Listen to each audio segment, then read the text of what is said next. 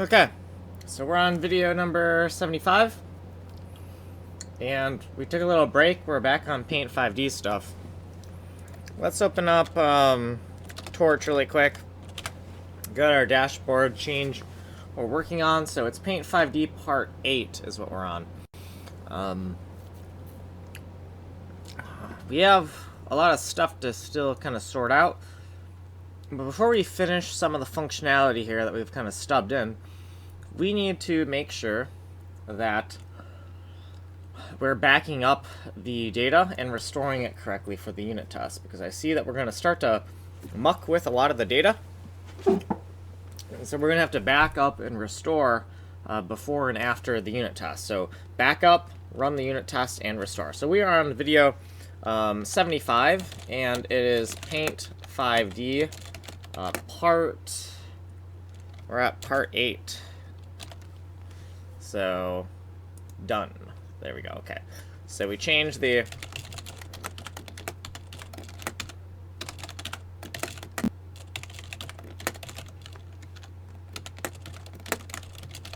So we're on PAINT5D Part 8. Let's get to it, and I don't feel too motivated to do anything right now, but let's try to get something done, right? Like if you cannot run, walk, and if you can't walk, crawl. So today we might be crawling. Okay. Let's go all the way down to our unit test code, right? Where we're calling our unit tests. Helper function. So we use these bars to say these are sections inside of a unit test. So I already know I'm in the unit test code. And oh boy, just a lot of stuff. So PAINT5D, unit test, blah, blah, blah.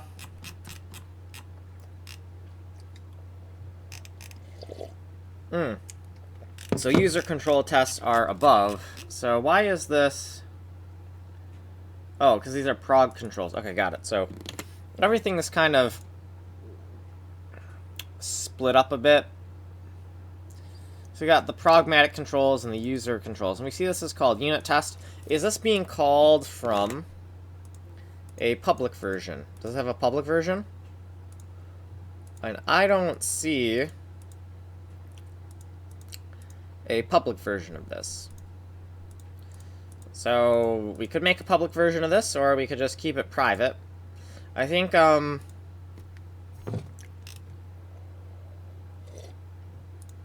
we should keep the backup inside of here. So we're going to say AAC, we're going to make a section here, and we're going to say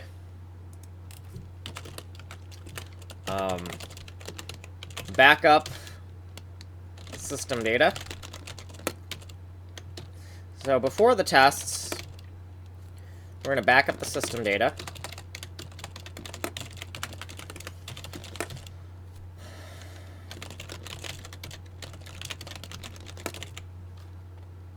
Before the test, we're going to back up the system data. Run unit tests. The unit tests will be allowed to muck around with that data, do whatever they want.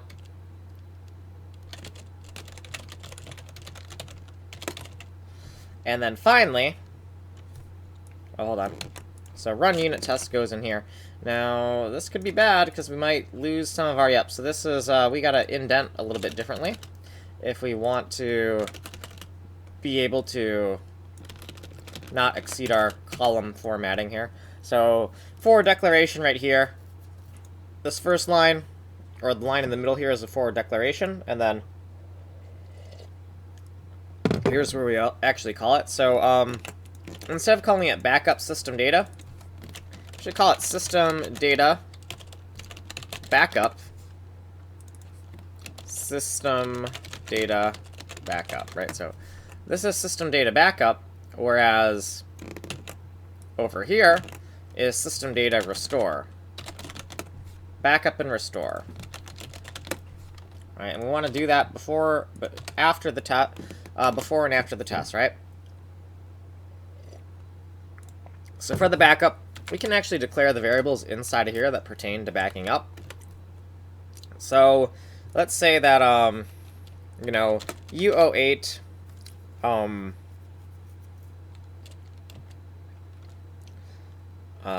tau depot.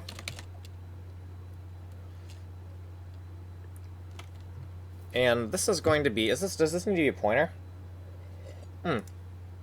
Yes, it does. It's going to be a pointer to an allocation of memory. And it's going to initially need to be a void pointer. For PAINT5D, so we have to back up both tau depot and PAINT5D, because those are the two systems. PAINT5D, current system, and it uses this system. Like the keyboard controls are using this system. Uses used system, and this is the current system, right? The used system and the current system. So we gotta create pointers for both of those. Yeah, make them point off to malloc memory. So drop frames. 50% of my frames are dropping. Jesus fucking Christ. That's why no one watches these streams anymore. Because we can't... Yeah. Hold on, let me send off an email here. So, you know...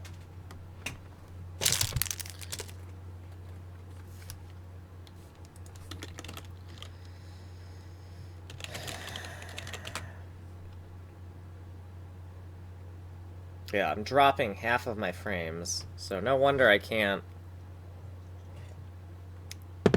No wonder no one's watching this, right? Why would you want to watch this when half of the frames are dropping? Because it's probably going... Blah, blah, blah. You probably can't even understand what I'm saying, huh? I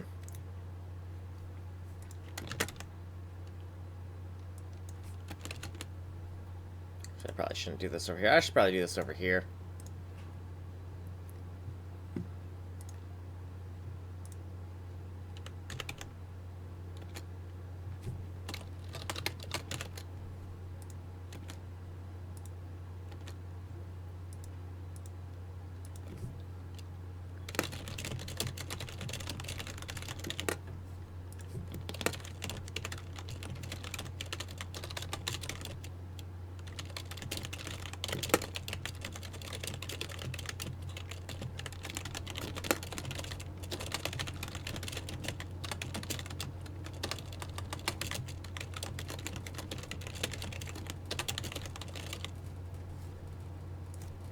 Okay, so we're just gonna keep on going and just try not to be too pissed off about that. We are recording, so that should help when we archive stuff, but that really fucking sucks, man. Okay, so these backup functions, we actually have a thing for backing up, so let's open that up for a second and look at the backup function. So pixback.d.f functions, and we have kind of like a generic backup, pixback backup, pixname data, and then a backup, so non-freeable, the thing we're backing up, and then the size of the data, right? And so we could use these backup functions and these restore functions. But we also have specific backups within restore. So we have a backup tau depot, backing up things that are not pixels.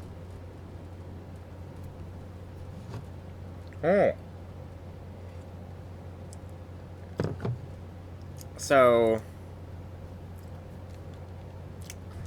we're also going to back up U08 tau sync, or tau dirt. I'm going to pointer for tau dirt. We're actually going to back this up as well. We don't have to call it a U08 pointer. It's going to be fine no matter what. But this is our dirty tree that we want to back up.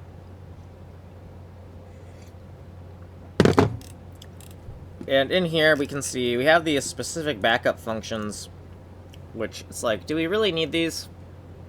Or is this just adding more problems for us, right? A specific backup restore tau depot. Is this important? Or is this just, so a specific backup restore, I really feel like we should do this and just figure out,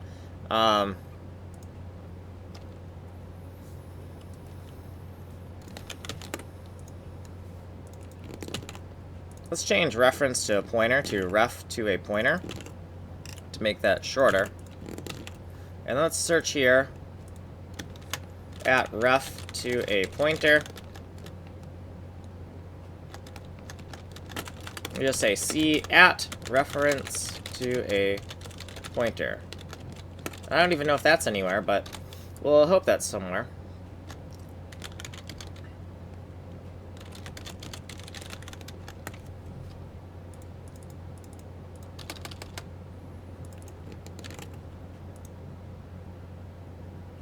Ref to pointer.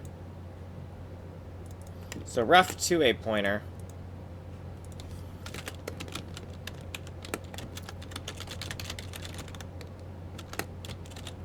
Is it ref to pointer or is it ref to PTR? It's probably ref to PTR at ref to PTR. Let's just paste that there, ref to pointer like that. And just say, hey, there's another place where you can find this. And we'll show you where to find it, right?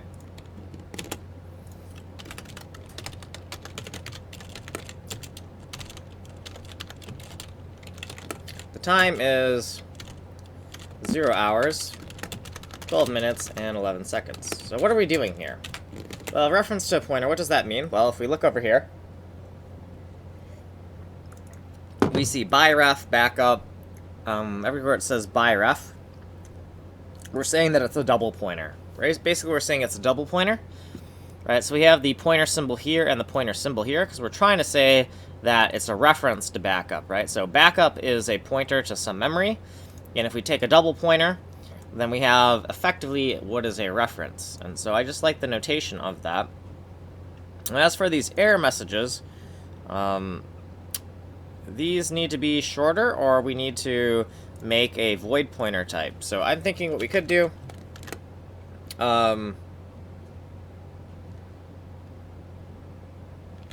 define VP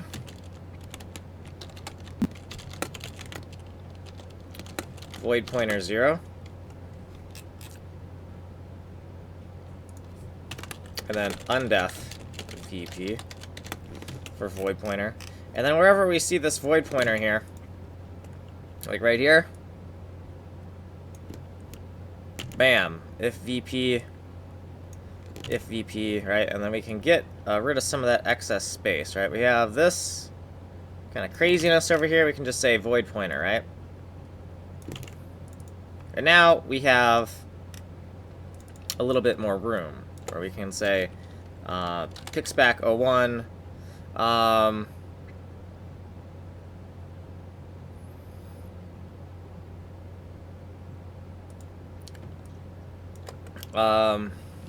let's say, I don't know, we could keep the numerical ordering. It's just going to make things kind of confusing when we're trying to look for everything. So dash line I2 x64. And this pixback here, this needs to be VP for void pointer as well. So VP for void pointer. Then we can change that to pixback 05 like that. Now why do we have... Okay, because we're going to null it out after we use it. That's fine. Let's take this and put it outside of this section. And let's make this section a non-bold section. Because we're going to create another encompassing section of this, right? We're going to say specific backup restore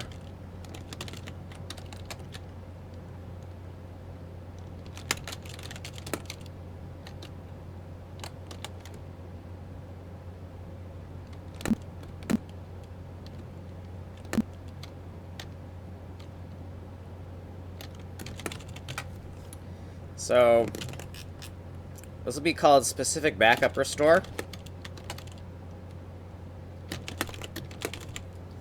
Like this. And then we can glue these macros down into this section here, right? We can go bam, they're right down there. This specific backup restore, tau depot, I'm going to throw this right here. Unless anything's specific to that function. It doesn't look like it. We got these generic U08 error and void pointer, so we can keep it like that. And now that we have this kind of organized a little bit better, we can say, you know, tau depot we wanted to back up, and then we also wanted to back up the PAINT5D, right? So we can take this, just paste it, and anywhere we see tau depot, you know, it's a simple find and replace. We're just going to look for we're just going to do PAINT5D. Anywhere we see tau depot, it's now PAINT5D in this section. So this backup function for backing up PAINT5D, right? We're going to take the PAINT5D CPU pixels. Right, and this is just a wrapper for other code, right? So we see PAINT5D, and so let's color this, and let's make sure that for tau depot, we want to get one color, and then for PAINT5D, we want another color, and we do not want any overlap, or, right, we want this all to be orange, which means we've successfully found and replaced, and this is all cyan, right? Now, the next thing we want to do is, we actually have a dirty tree that we need to do. So we see that backing up things that are not pixels, backup void, so I think that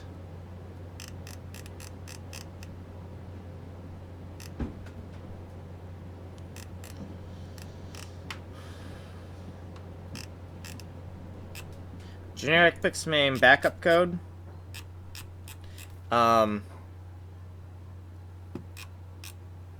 Let's take this thing, back up things that are not pixels,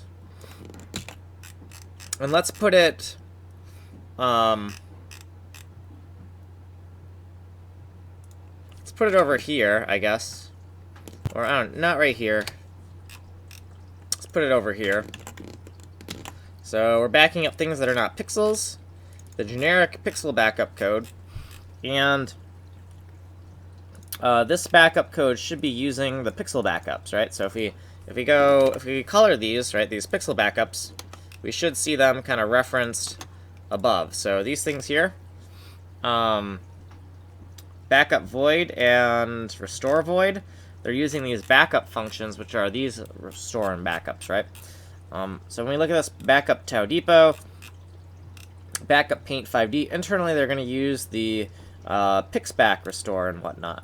Now, for the other systems, and let's actually do this in order. So tau depot should really come, actually no, Control Z. Tau depot should come first because it comes before PAINT5D. And then if we look at our library chain, we can see that tau dirt comes before tau depot, right? And knowing that, we should put a tau dirt backup before this. So we should go here, we should copy all of this, and we're going to say, anywhere we see tau depot, we're going to say tau dirt, right, tau dirt. And tau dirt is a little bit different, right? It doesn't use a big chunk of pixels.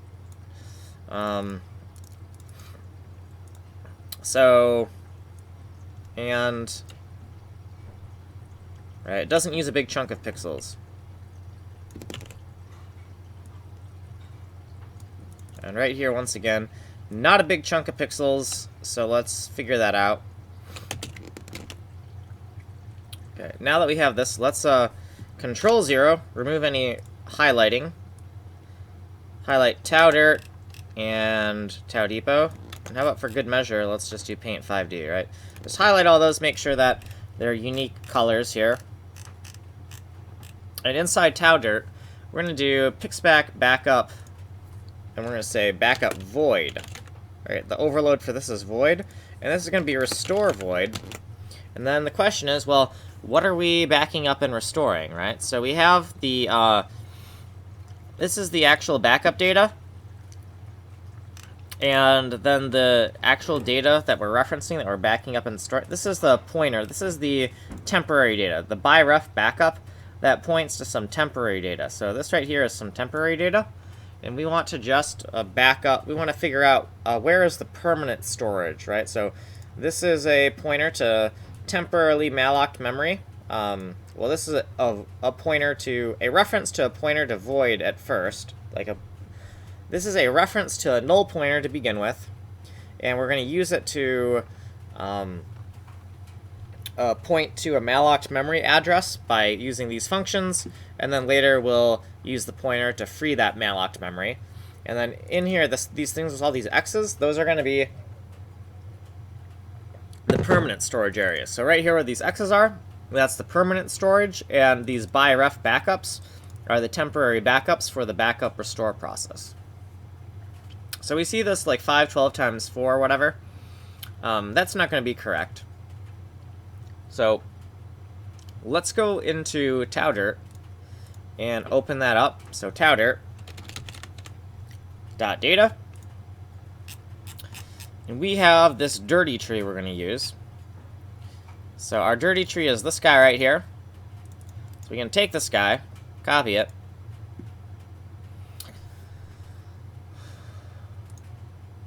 and we can just say, we can take the reference of it right here, and the size that we need, we could take the size of this, or what would be better is we take the size of this LA thing, I think. So LA, it's the outermost part of our tree. So in Pixback, let's go over here and say, you know,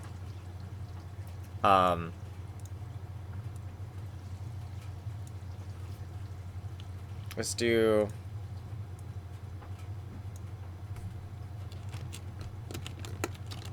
AAC 2020 tau dirt dir any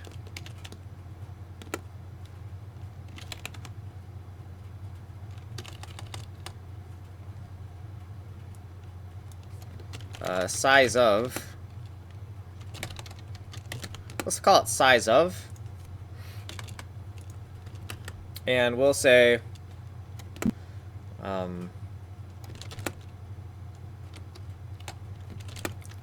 U32, this thing, size of this thing right here. Now that's kind of big, right? It's like, whoa, that's like, you know, that's big, right?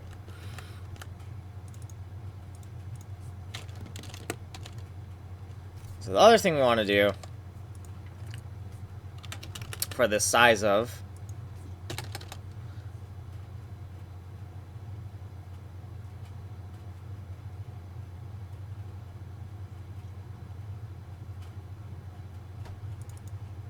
is say, you know, assert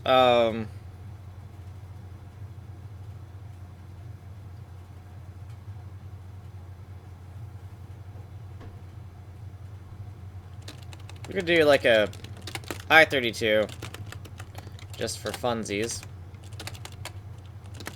Now let's not do that. U32 size of tau size chk for size check,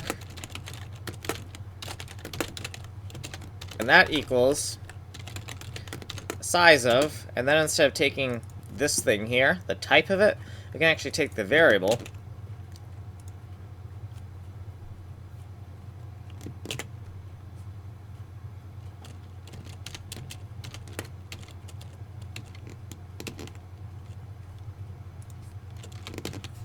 and then, you know, if these two things are not equal to each other,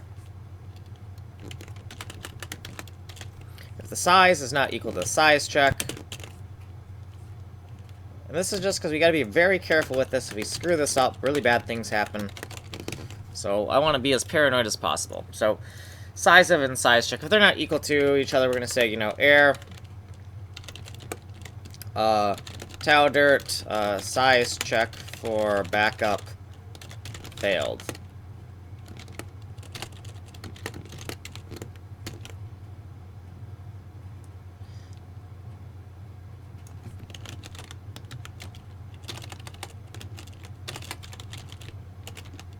We'll say backup. Alright. We'll keep the same kind of message because we'll have one of these for backup, we'll have one of these for restore, right? And we'll just say, get size of data to backup.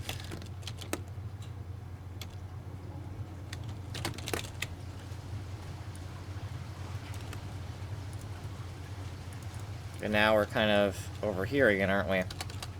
So we could do something like this, size of, like that. And it's kind of ugly. And if we're going to do it like that, we should probably do it kind of the similar hard wrap. And can we actually line these up? Tau dirt or whatever? Yeah, so now these parts kind of line up, which is kind of nice, right? Okay, cool. So with that, we need to close off this section here.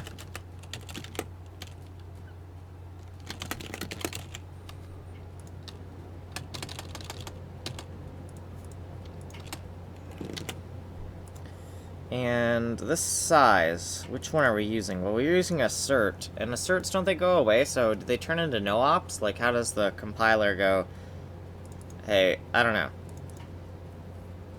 We'll see what happens. Size check, size of. So we got the size of here. So this is measured in bytes. Num bytes. And over here is a reference to a pointer. Right, so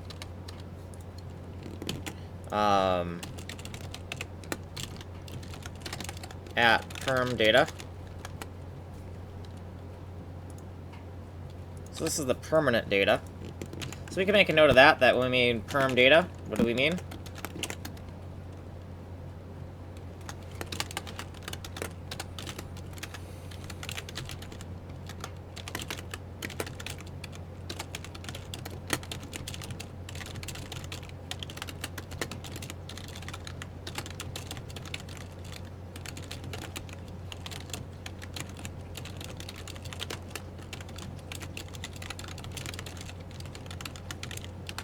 So that's what I mean by perm data.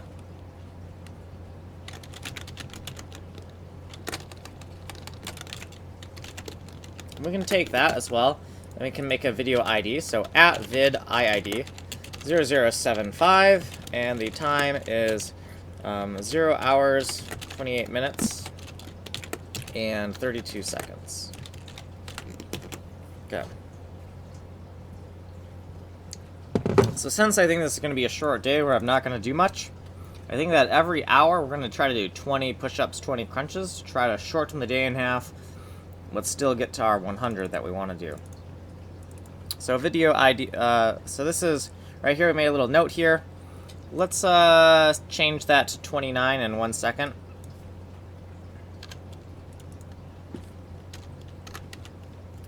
Okay, so permanent data just means permanent data in our system as opposed to a temporary backup of data that will be mallocked and freed. And so when we see this little perm data annotation here, it's because this data here is like hard-coded into the system. It's not freeable, but this is our temporary allocation of data that's going to be mallocked and then freed accordingly, depending on if we're inside of our backup function, or if we're inside of our restore function. So we've done our get size of data to backup. And then we need to kind of indent this section a bit to be a little bit more consistent. So, perform data backup.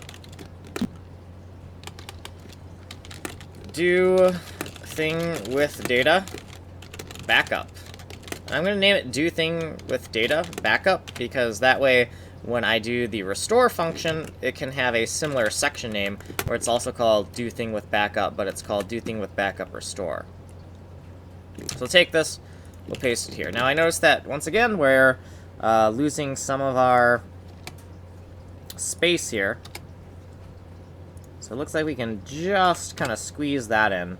But then once again, pixel backup, whatever the heck, we're out of room again. So I don't know what we want to do with this. We could call it...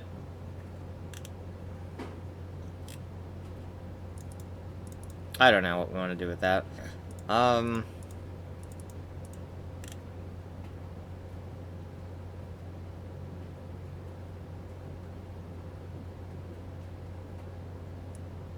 gonna call it backup. Backup.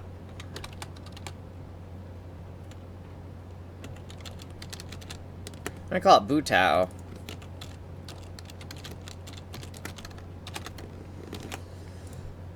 So bootao is for backup tau dirt.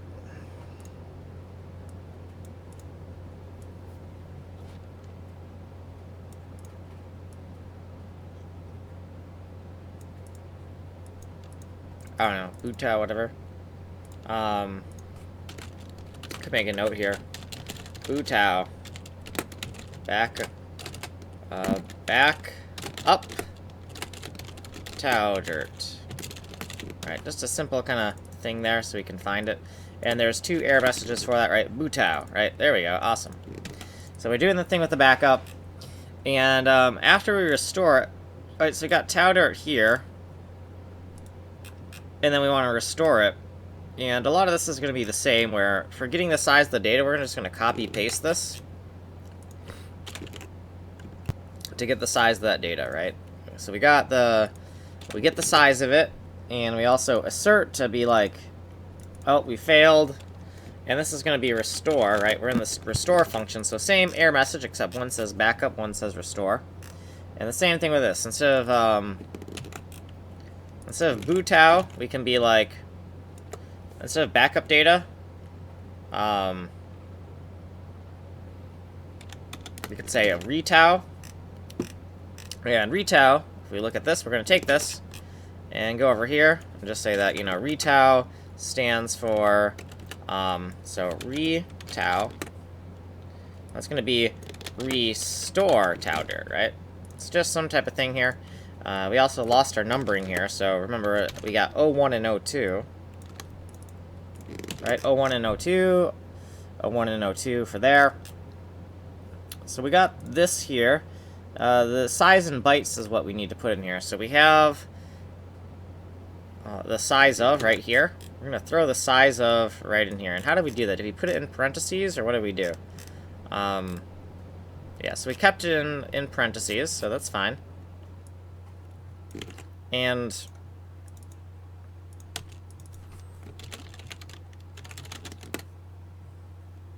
oh, god damn it, we're in this wrong fucking section. Wrong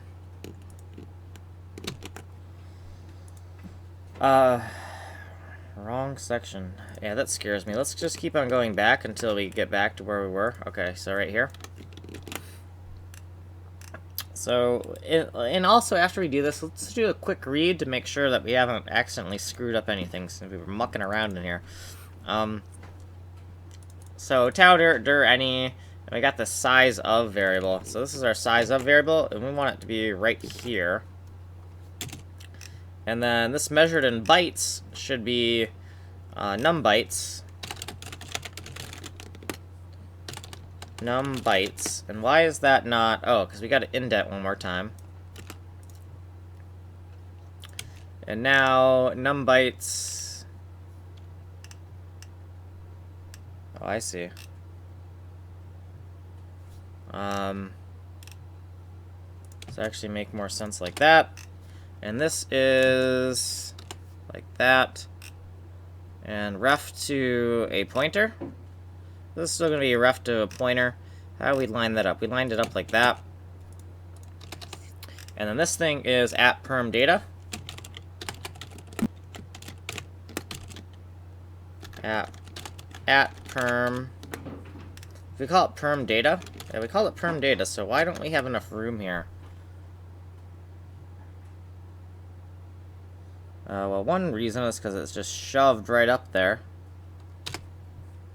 And we also see this is like that, isn't it? It's like right up there, so that's why.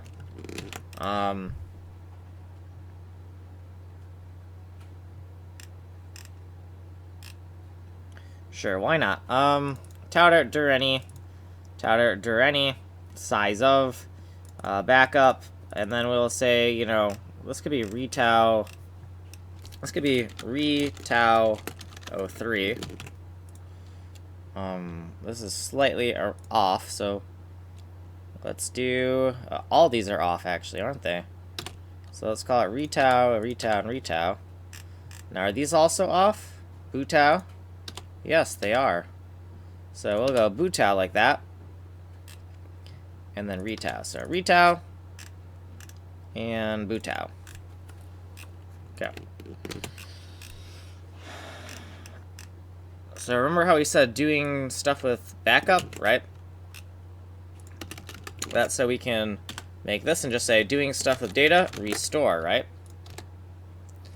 And then for the end, we can copy this, we can paste it.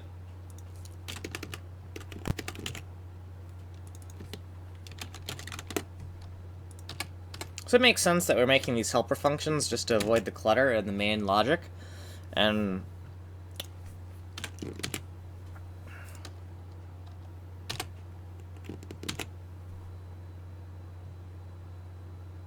so this specific, okay, so I see why we're kind of lost here. Because this section header is correct until we get down to here, and this should be tau-dirt. Right? So let's look at this highlighting here. Tau-dirt, tau-depot, and PAINT5D, right? So the section beginning and end should be correct. The end, the beginning, the end, and the beginning, right? So why is this so big? Specific backup restore. It's just more code, that's why. Okay, that's fine. So let's read through this really quick, because we're kind of scared here, aren't we? I'm pretty scared. I'm pretty worried that I could be screwing stuff up horribly. So let's look at these backup functions that we kind of mucked around in, and make sure that they are correct, right? So, specific backup and restore. Backup tau-dirt, we got this pointer. We could also make a little extra check here, right? That, check backup pointer. Let's just call it input check. Let's just call it input check. More checks are better than less. And we already have these input checks by the helper functions. So it'll be caught, but it'd be nice to know that it's being caught by tau-dirt and not caught by the helper function. Make it a little bit easier to find the problem. But, you know, if, VP equals byref backup, we're going to say, you know, error refs can't be null. 2020 01 oh 2021 0102. Right, references can't be null. Okay, and if VP is not equal to a dereference of byref backup, it's also error.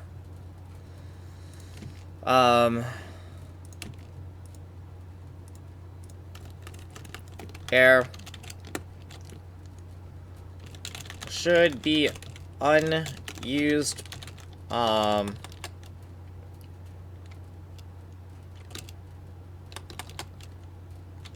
pointer already in use. Alright, so the idea here, and let's kind of do this.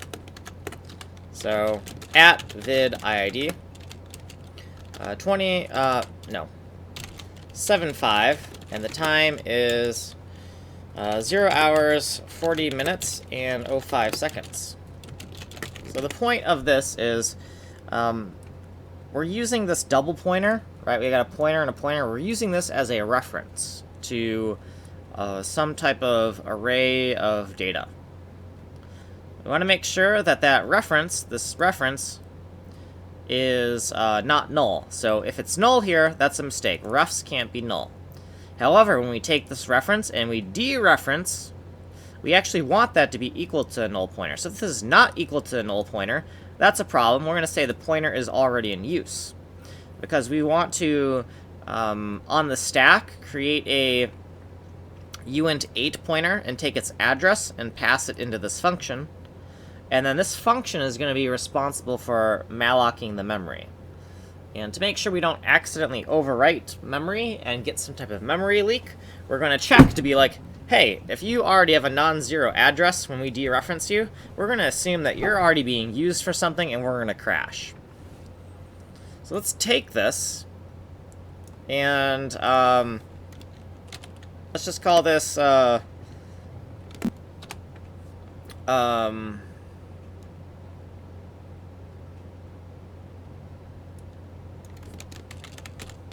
let's do already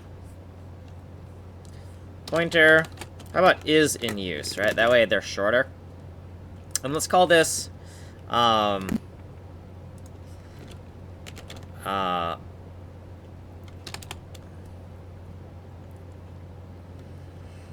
call it like bootao, right? In here, like a little acronym. So bootao. Let's still call it bootao. Bootao, right? So that way we have a little note of what this is. Though the other problem now is we have a similar problem in, right? We want an A and B of this, right? So, so this is dot backup. So let's just do dot B, and then we'll make a restore version of this. So we'll take all this code, and we'll put this extra checking here as well. And we'll call this R, right? So we'll call this R for restore. So same exact thing. And let's take the time. So the time is 42 minutes and 40 seconds. Or not 40 seconds anymore. Yeah, 40 seconds. Yeah. So this is a copy of what was in the backup function, but we're going to do .r here for the mistake message, right? So the reference can never be null. So if this is equal to a void pointer, we have a problem. But when we dereference, then, ooh, hold on, when we're restoring, then this actually should also be non-null, right? Because we're storing the data, and that pointer has to, have been actually be somewhere, right? We can't read from it if the backup data isn't actually there, then we have a problem, isn't it? So instead of saying pointer is in use, no backup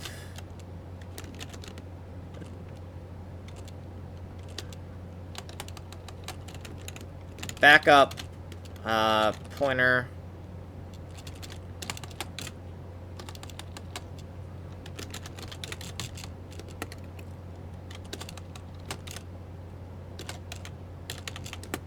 we'll call it backup data null. Or how about backup data is null? How about that? Backup data is null. I just like it aligned like that. So yeah, the backup data is null. That would be a problem. So we got two equal signs here, but then in the backup, it's equal, not equal, but in the restore, it's equal, equal. Okay, so that makes sense. I kind of almost screwed that up. Also, at the end of this, we're going to expect that... Oh, it looks like we're already checking it. So this thing needs to be a null pointer now. Because after we dump the data out of it, we want to make sure that it's a null pointer. Also, these error messages, it looks like we're going to call this retau. So call that retau for this section. So yeah, so retau refs can't be null. And then up here, it's bootau references can't be null, and B for backup, and R's for restore. So good enough. Yeah, they're unique enough messages, I think, that we won't have to worry about them overlapping with other things. So we're trying to get the size of the data. This is the actual struct type. This is the actual variable instance. We're going to expect that both of them are going to be equal to each other. If not, we're going to say that the size check failed for the backup, and we'll do the same exact thing here. Size check for the restore failed, right? The size of the actual struct, the size of the instance, right? And both of those should be exactly the same. So we're going to check them, make sure that they are equal to each other. If they're not equal, we'll error out. Okay, so now the actual backup and restore logic, we're just going to call the utility functions. So it looks like here we have, looks like we double asserted this, right? We had already done this. We had already done it, hadn't we? I'm not gonna worry about it. I mean, more redundancy is better than less, so I'm not gonna complain. I'm not gonna remove it. The backup is a really inefficient process that shouldn't be done all of the time anyways. So I'm not worrying about, oh my god, we used 2 extra asserts, right?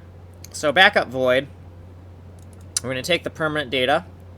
We're going to take the reference to the backup stuff, where we actually are going to store the malloc memory, and then we're going to store the size of this. So let's actually look at what backup void is. Backup void, I think, is also a wrapper for the pixname backup. So if you look at backup void, we got all these parameters in the same order.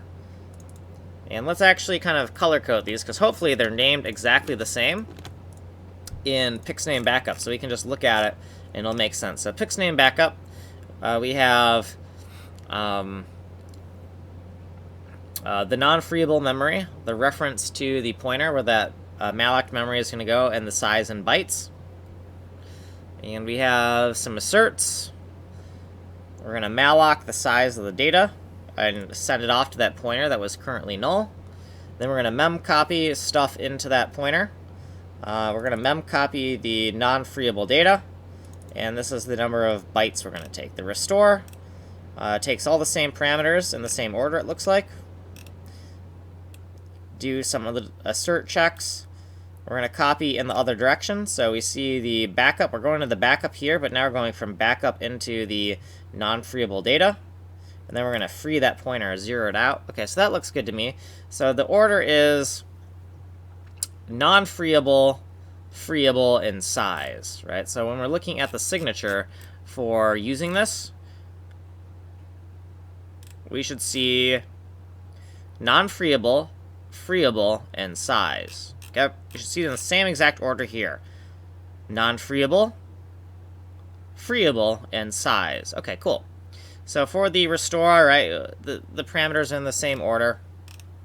For the back of the tau depot, right, the sizes, it's a bitmap, right? So pixname, tau depot, CPU pix, right, all these parameters should match. That looks good. So we got the non-freeable, freeable, and size. For PAINT5D, we got the non-freeable, freeable, and size. The PAINT5D over here, non-freeable, freeable, and size. That looks good. So all of that looks good to me, where everything seems to make sense. It looks like we haven't, I just wanted to make sure that we didn't accidentally do something stupid, because we saw ourselves like in the wrong code, editing the wrong code a little bit. And that was kind of scary, and so that means, okay, now we have to look at the code and spot check it again. And that kind of sucks. We should have more kind of tests. It looks like we do have some unit tests for this to give us a little bit of assurance if we screw some stuff up. But, I mean, we got backup void. So backups for specific systems would probably be good for unit tests for these.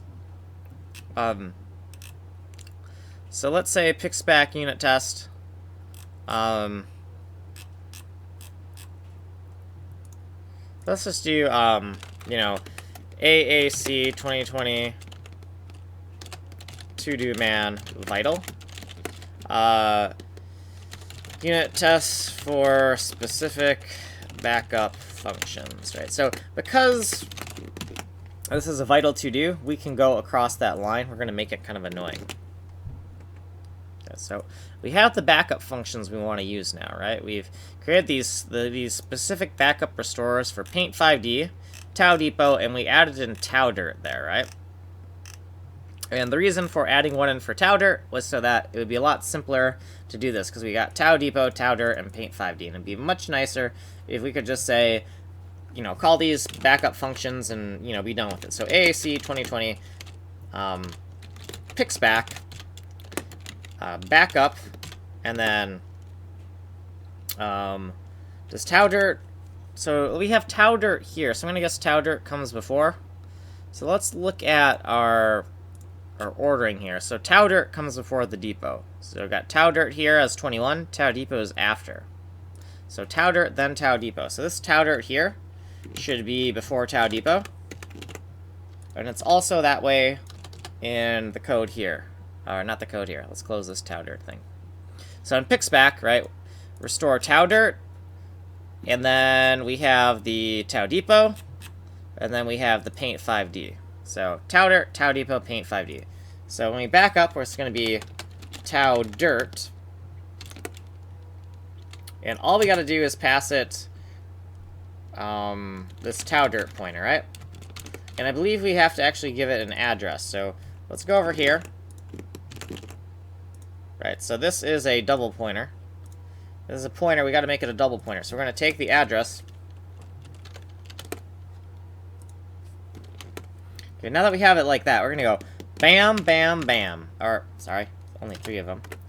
Tau_dirt, tau_dirt, tau depot, and paint5d. So we're just going to back them all up. And what's nice about this is just everything is very... Even though one of these chunks of memory is not in pix name, we can keep the code kind of uniform. So what we can also do is we can make note of where we're backing up. So back up,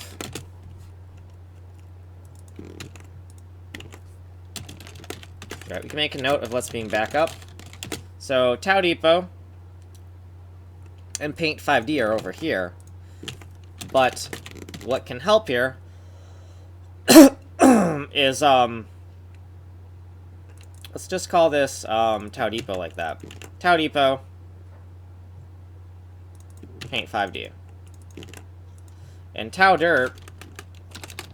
Right, we just want to know, like, where are you actually? Where is this actual data, right? Because we're kind of wrapping it in these helper functions, and so it's going to make the code a little bit harder to follow. So why don't we add some commentary on where to find these individual things that are being backed up. So this does mean that, you know, if we move stuff around, this is going to break these comments, but we're trying to go for a very rigid structure that we're not going to refactor much. So not in pixel backup, but in tau depot, or tau_dirt, yeah. In tau_dirt, the thing we're actually backing up, the actual instance, is this guy. So tau_dirt is this thing. Which, you know, dir_any is kind of a weird name. It's the root of the tree. That's kind of a stupid name. But that's the name we gave it, so we'll just stick with it for now. Yeah, so that looks good for the backups. And then for the restores, all we got to do is we already have these variables already here. So all we got to do for the restore, just click this, system backup, and system restore, is instead of backup, we're going to call it restore. Alright, so it's the restore function with the overload of, you know, exactly what we're going to restore and whatnot. So the other thing we want to do is we want to assert void pointer 0 goes tau_dirt. So all these should be voided out when, or nulled out, whatever you want to call it, after it's called. But before it's called, we're going to assert that they're not equal to void, right? And if we want to get even more paranoid, we could like make sure they're not equal to each other.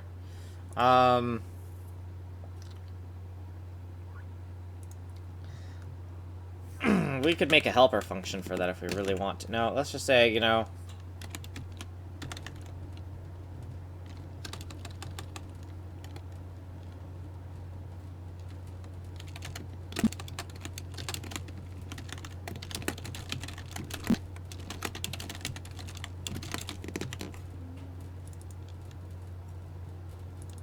tau_dirt is not equal to tau_depot or PAINT5D.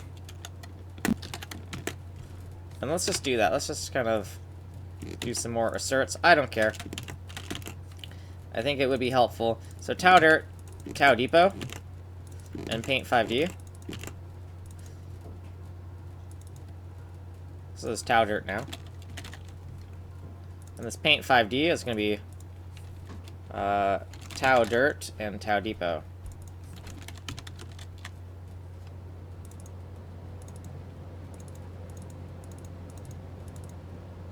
And these should never light up directly across. Okay, cool.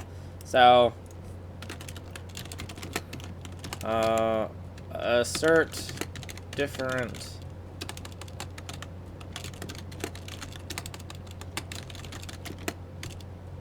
that's a little bit overkill. This is a little overkill here. This assert different pointers. But I'd rather be overkill than to have bugs in my code, because, right, the amount of headache it gives you when you have bugs in your code is just, you know,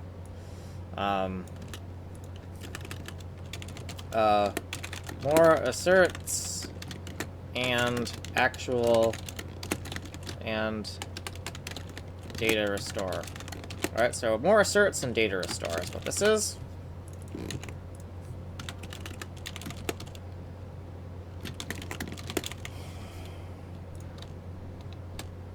So this got kind of long, didn't it? So system data restore, the actual test, right? So it got kind of cluttered, right? Where this is our unit test function, and it's like, hey, here's the things we want to do. System data backup is just this little rant to prep everything. And we want to know exactly where that data is coming from. Then we're actually going to run the unit test, so this little section right here. And then finally, well, not finally, well, I guess it is finally, but I didn't mean to emphasize it like that. And then lastly is what I mean, not finally. Lastly, we're going to restore the system data. We're going to double check, make sure none of these pointers are equal to each other. We're going to make sure they're not void pointers. We'll restore, and these restore functions should also erase. Right, so, you know, we could do @vid iid 0075, and the time is 0 hours 57 minutes and how about 5 seconds? 10 seconds? 5 seconds. Okay, so the reason why these pointers need to be null is because once these pointers are fed into the restore function and their data is dumped out, the pointers are freed, and because we're taking a reference to these pointers, we can also null them out.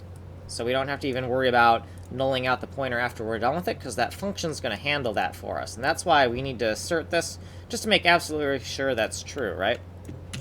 Now, before we dump out the data, we need to make sure that it's actually pointing to something, right? So that's why there's this assert here. And we'll say that's 58 minutes. 58 minutes and 55 seconds. How about that? Yeah. So yeah, right here, make sure that these data pointers are non-null, so we can dump out the data and back it up, and then free the data. And then after that, these functions are going to free the or null out the pointer for us, right? So since the data was already freed, we're also going to null out these pointers here. So, okay. So that looks, huh? Just a sec. Can you take a break for just a sec? What do you want? I want to know if you liked pork chops last night. I don't know. They're pork If you chops. didn't like them, I'm not going to fix you a plate of pork chops and vegetables. Well, Which you don't absolutely have to eat. I don't need anyone to fix me any food. I can, you know, all meals do is break the regularity of the patterns I'm trying to establish. Well, I was just going to make you a plate so you could just pull it out. Okay. So Yeah, don't worry about it. I've lived this long. I don't think it's starvation that's gonna kill me. I think I was just trying to do something nice for you. okay. I was trying to save you time. Alright, so. Yeah. Being inconsistent does not save you time. Just. It's like the reason you hide in the basement so that confrontation doesn't come your way, and then it comes your way. That's as far as that's as far as I consider it, right? Because when people are agitated, right? Have you ever been in a fight with, like, not a fight, but I don't know, maybe you're well cultured and you've had the misfortune of making eye contact with someone super high on some type of drug that makes them highly aggressive, right? There's nothing you can do to avoid a confrontation at that point. You get in their, like, aggro zone, right? You get in someone's aggro zone, you're fucked, right? So if someone's, like, roid raging, or they're all methed up or something, then you're in trouble. The only thing you can do to avoid a confrontation at that point is to stay away. And so when somebody in a bad mood comes down here, trying to, like, offer to do something for me, and then I don't want their help, right? It came down here trying to offer a peace offering, but they came down here aggroed, right? So I'm like, I'm fucked no matter what. I fucking hate that. So, right, like, please just, if you're not in a good mood, just stay away from me, right? Anyways, let's try not to rant too much. I bet no one's gonna ever hear that. Unless my one viewer is listening. I don't know who that one viewer is, but that could just be me, or maybe it's somebody else. Okay, so let's keep on doing this and try to focus and not get distracted, right, by family drama. I mean, she already pulls in her husband into enough arguing. She don't need to pull me into it. God fucking damn it, man. Okay, so drama. Are we done with drama? Are we done with drama? This is why I don't like this, because I'm not focusing now. I'm just like, right? I found to really focus, so let's talk about focusing for a second. To really focus, I would recommend, like, on your YouTube channel, like, it kind of might seem stupid, but stop watching entertainment stuff. Only watch things that are kind of scientifically dense. I mean, pop science is okay. Stay away from politics, and stay away from, like, cartoons and things, and stay away from, like, mindless prank channels or all that mindless stuff, and stay away from that. And if you actually stay away from that kind of stuff, your mind will be more focused on code more of the time, because you won't have all these distraction threads that are spinning up, right? Like, you can't be distracted by politics if you don't know what's going on with politics, right? You can't be distracted by family matters if you stay away from your family. So, yeah.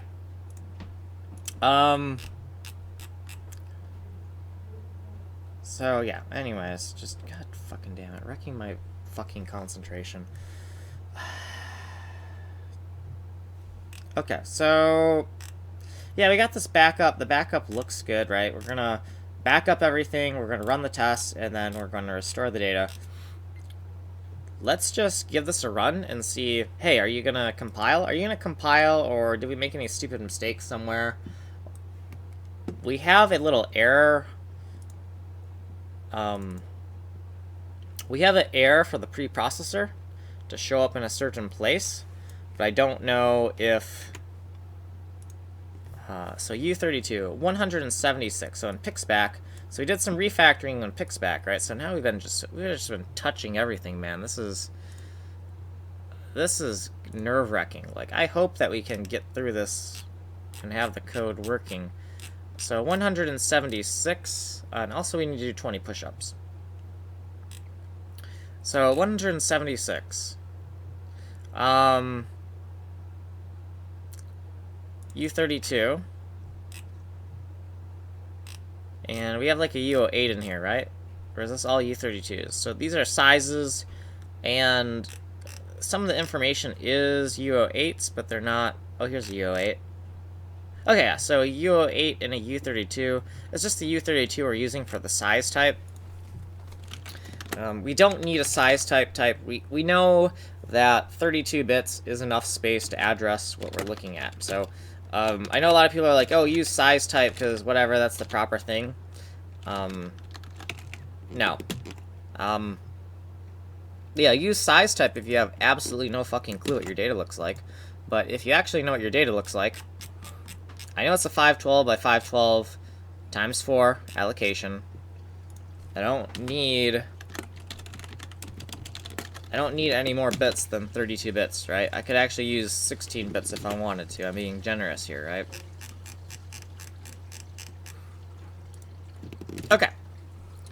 So let's give that a shot and see if we can get that working. So undeclared first use in this function, AAC 2020 touter, whatever the heck. Okay, so the reason why that's undeclared is because we aren't type def structing any we are not type def structing anything, and because we're not, the backup for this needs to be written a little bit different. Where are you? Is this in Pixname? That's in Pixback. So in Pixback, when we look at the backup for the dirty flags object, this thing here, it's actually size of struct. Right, size of struct, this guy right here. And this is in the backup, so in the restore we also have the same problem, size of struct. And the reason I don't type def out anything is I just want to be as explicit as possible. And even though that is a little bit cluttery, at least it's specific. So, incompatible pointer type. So let's kind of fix that and see what we can do about that. So it's backup void, by ref backup. And the first thing I want to do is, well, let's look at that on 199 and see how we're using it. By ref backup. And by ref backup is like a U08 pointer, right? So we're using a U08 pointer just for the heck of it. But it's not really a U08, right? It's just, we're just saying, you know, it's just a series of bytes, and we don't really care. Now this might be misleading because now this makes it look like a pixel allocation, and maybe that's not a good idea.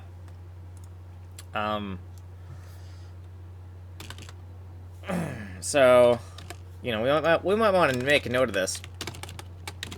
Note, touter is not a pixel and allocation of pixel bytes.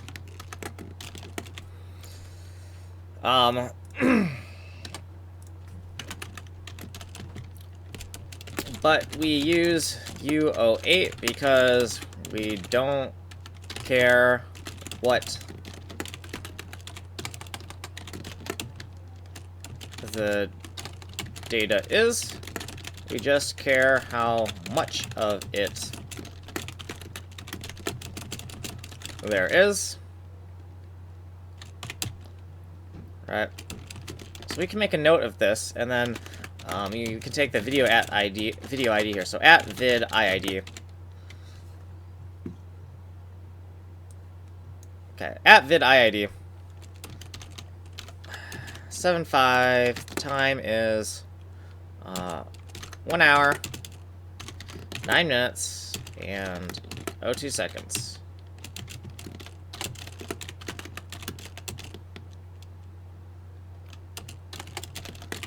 Come down here. Come down here. Please, come down here. Okay, so cool. So just a little bit of note for how that's supposed to be used. So this backup function is not being called correctly.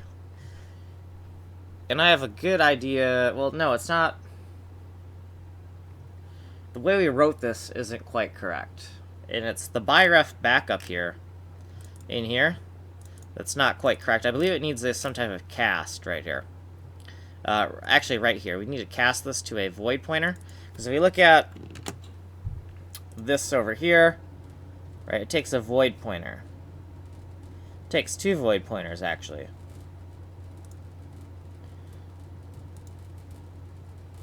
So, do I like that? That is actually kind of annoying. I don't know if I like that.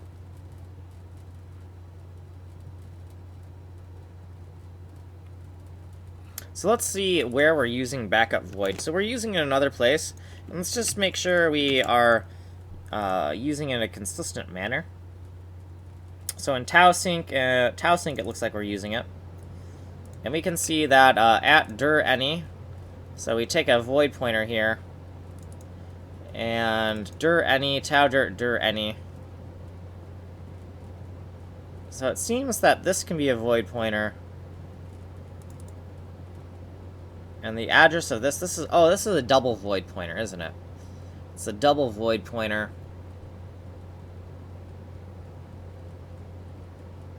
So let's look at that for a second. If we look at this backup void, I'm guessing it's a double void pointer, and that's why it needs to be casted. Yeah, it's a double void pointer. See, it's void, and then there's a little thing here because it's a reference to a void pointer. And the contract to double void pointer just means that we can dereference it twice. That's all that means, being double void, is the contract for that address says, hey, we can dereference it twice. And it's also a contract that says the number is actually an address and not a variable value. Okay, so now that we know that, byref backup right here. Let's say this is cap double void. Let's just cast this to like double void like this. And I don't know where we want to put it. But where would it be aligned? Where is it aligned? It's still aligned if we put it here. That's ugly as hell. Let's do that, and then... Okay, and then we need to do it on the backup, but we also got to do it on the restore. So right over here, we have the backup. We're going to say, you know, dv for double void, or double void like that. And then we need a macro for this dv here. So we use dv here and dv there. We're just going to say, you know, define dv, and it is just a void pointer. Dv double void, right? That's what we mean by dv. While we're here, this is kind of a cluster of stuff. Or you got the U08 and the U32 kind of separate. I don't really like that. Why don't we fix that while we're here? Shuffle this around. So U08, U32, the air, I think kind of makes sense more at the bottom, maybe. So double void, VP, void pointer.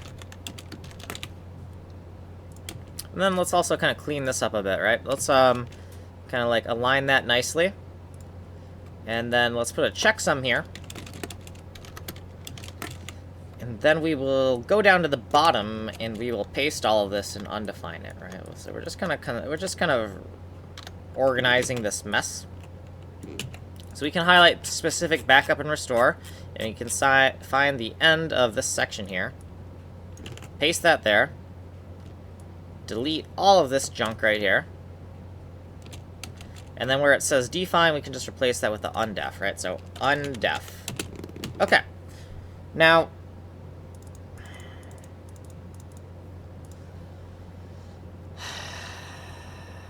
okay. So we've done that, and we're going to hope that the error message for that goes away, that we've done that properly. Expected expression before something token. Oh, okay, so hold on. So if we want to use it as a cast like that, right, with this DV, then we can't be wrapping it like this. So we use this for a cast, but this thing here, if we're going to use it like that, and we want to keep those parentheses out there, we can't do that. We got to do this for a cast, right? I don't know. Why does void pointer get away with this? Void pointer gets away with this because we're just using it in comparison. That's why it gets away with being wrapped like this, but we can't really do this for here, so we're going to have to wrap it like, we're just going to have to write it like that. Okay, so now if we write it like that, I think the pre-processing will generate valid code. Cool. So now we're back at get state, tile, exponent, whatever. So we're back where we started yesterday. And we're just on a little sidetrack thing here, because it's like if we don't back up and restore the data, then we could potentially do some really horrible things as we do this test. Some of our tests are going to end up being kind of more like integration tests, because you notice that we backed up 3 different systems. We backed up PAINT5D, Tau Depot, and Tau Dirt. So it's more of an integration test. Specifically, the user controls are going to be kind of integration test-ish. So get status, get add dot get commit dash am, backen it up. Still broken commit though. Broken commit, backup and restore for tests. Okay. Okay, get push. So what's next? Well, I think what's next is we got to a quick little checkpoint, and we need to do more push-ups, because let's check our push-ups thing here. So we check our push-ups. Let me close this. Push-ups. Okay, we've only done 20 today. So we're going to try to do 20 more. Or if we can, we could get 30 and get half of this done. Let's see if we can get to 30 for everything, and then keep on going.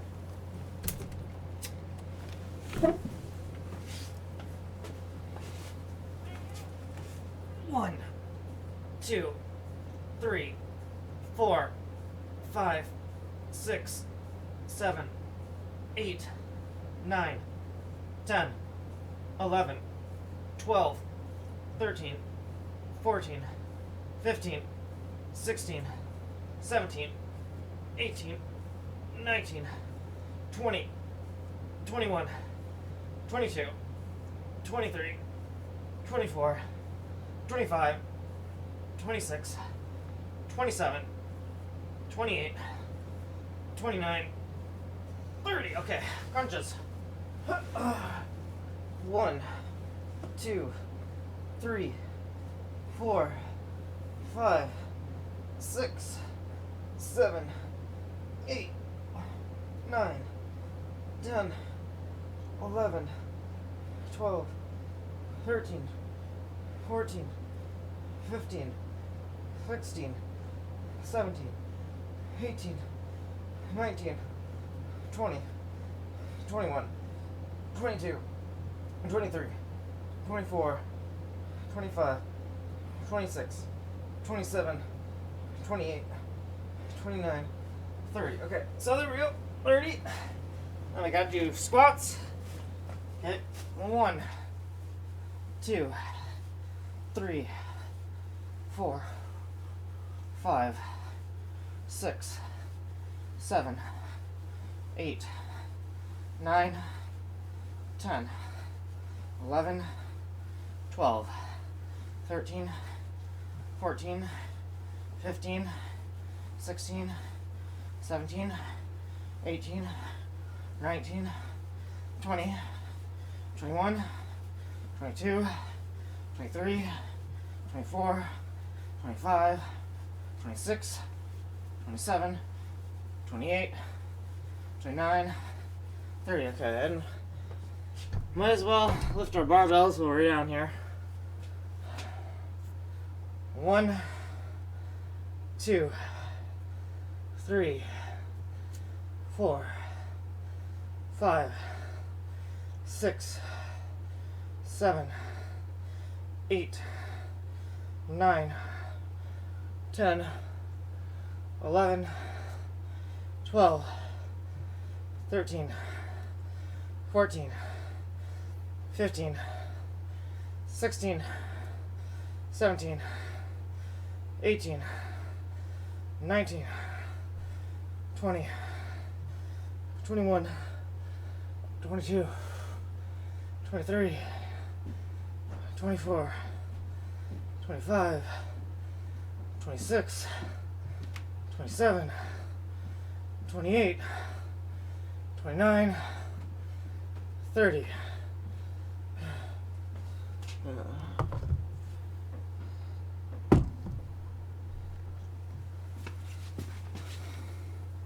remember yesterday, I had the feeling someone was going to come downstairs and cause problems for me, and then today. So I wonder if my deja vu premonition of being hassled is about to happen. Anyways, let's change this. Right, we did 30 of each. We can change that to 50. Cool. So let's go back here and let's recompile really quick and see where that is. So that okay, so we're gonna keep on coding until we actually get to 50 of what we need to do. So we need to get the state of all these different things, and that's fine. Tile exponent, tile layer. And these should all be stored, not in pixel backup, but it should be stored in not pixel name. And shut that. Not in PAINT5D, not in GPU data. Why are we looking at GPU data? I think we're referencing the formulas here. I don't think we need this. Maybe we need this. Are we using any of the GPU data functions here? And if we're not, then how come we're not? So I know we have a get input function.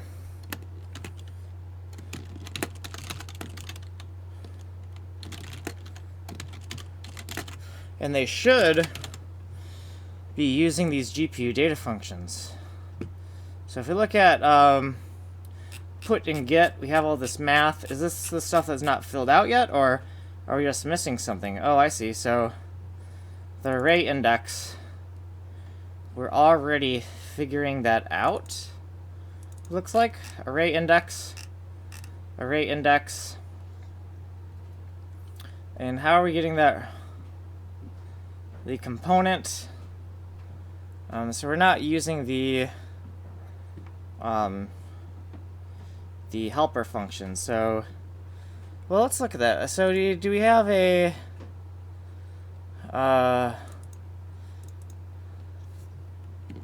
let's look at the helper functions here. I could at least assert that they agree with each other. That might be nice. So we have this like a component index thing here, and the component index is this thing right here. So what we could do is we could say, you know, chk expected or chk glowcom.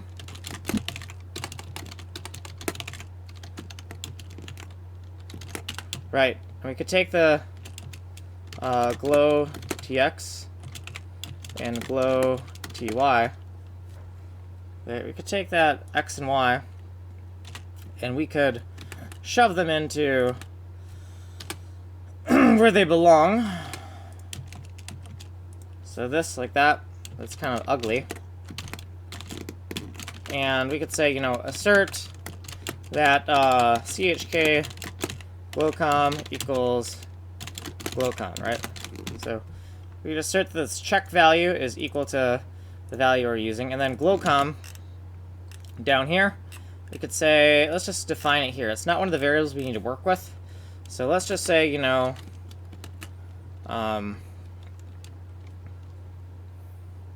let's just indent this, right? And let's just do, this is, what is this? U32? That's what we're using for the index.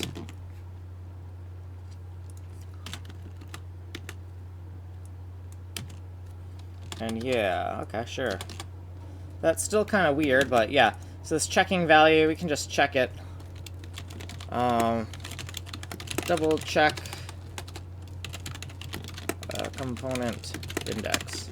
They're going to double check the component index. That's what's going down here. And, right. So I was kind of confused as to why we weren't even referencing this, because I thought, you know, hey, we have this function that is already like this helper function that we could use. Why is it not being used? And it's because we kind of rolled our own math because it was a really simple line of code. But, you know, now we have something to double check that and also kind of say, hey, you're allowed to use this thing if you wanted to, but you just didn't. And then also, this is in our... I'm going to take this. So this is in the put function. So in the get function, we're going to assume that there's very similar logic in the get function. So like we're finding like the global whatever. Yeah, so it's right over here. It's the same kind of thing here. So we can take this glocom and check it again against here.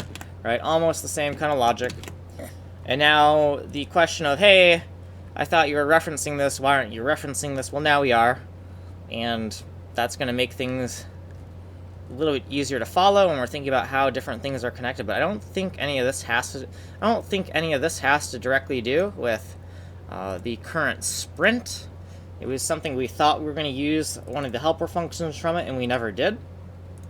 Because GPU data kind of involves getting and putting data onto that buffer, that PAINT5D buffer, and we kind of did a lot of that stuff. Just we rolled our own and did a lot of that manually. That's fine, I think.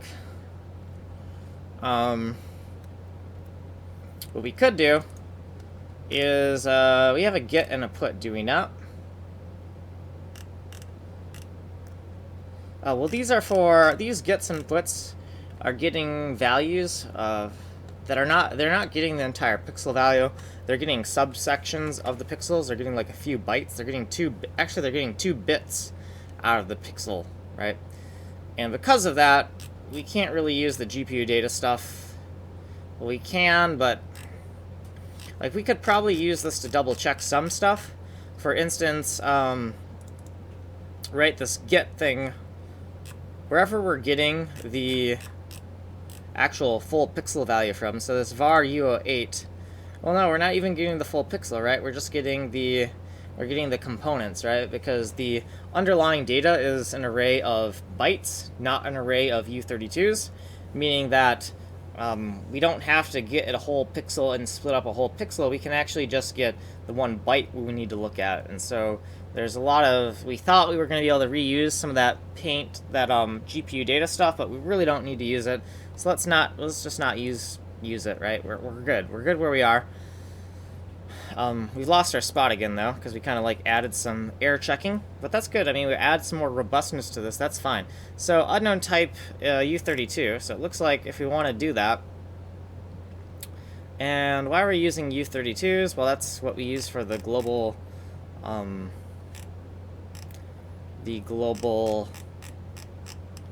on. So boy, we got a lot of sections here. This is the get put section. Yeah, so int16. So let's go over here and just say, you know, define U32. And with that defined, let's kind of align these nicely. So that makes this the 4th. And that makes this the 5th. So we're just going to go down. Rather than rearranging it again, we're going to look for this, you know, put get section. There should be 2 of these labels in the code, right? Up here, right down. And so we see 5, but then we see 4 of these. So we're just going to paste over this. Then we're going to say undef, add a space. Then we're going to select all this and remove it. Okay, cool. So now let's try to compile this and see if that works now. Okay, so we have a double equals because comparison between signed and unsigned integer. Okay, so it's weird that it screws us over on that, but WAR sign compare. I see. Sign compare is there, but not implicit conversions when you pass things to the wrong function, which actually would be more helpful. So yeah, this U32 value, the global component right now is, what are you? Are you like int16?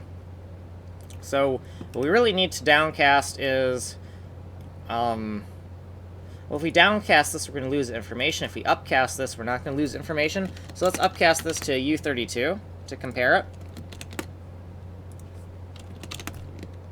And actually, Glowcom is it a U32? It's actually I16, so we'd still lose information. So, you know, we could also do this if we're really paranoid. We could take the comparison. We could take the comparison we're doing. And we could do it twice, right? So we could upcast here. And then this thing here, we could downcast here to int16. So that we have both of the comparisons, and we're being extra paranoid, right?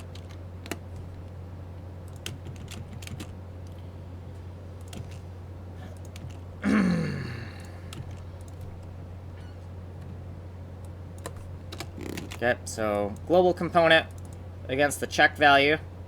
If that's the way we're going to write it, let's make sure that, that doesn't trip us up. Let's make sure that the error for the comparison isn't happening at 917 or anywhere close. So at 1118. So this is good. This rewrite is good. So down where we're doing the same exact type of comparison right here. I'm just gonna paste this right here. Bam. Okay, there we go. So now we got a little bit of extra protection without making the compiler whine at us, right? So so error get state tile expo. Okay, so we're finally back here.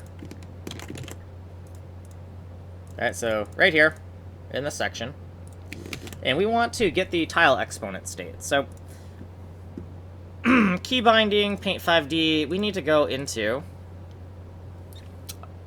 this is going to be kind of complicated, unfortunately. In Tau Depot, this is where, in the data, this is actually where we're storing the locations for the different enumerations for where we need to find everything, right? And for the tile exponent, we should have one that's called like TE for tile exponent. Yeah, so this thing, TE, tile exponent.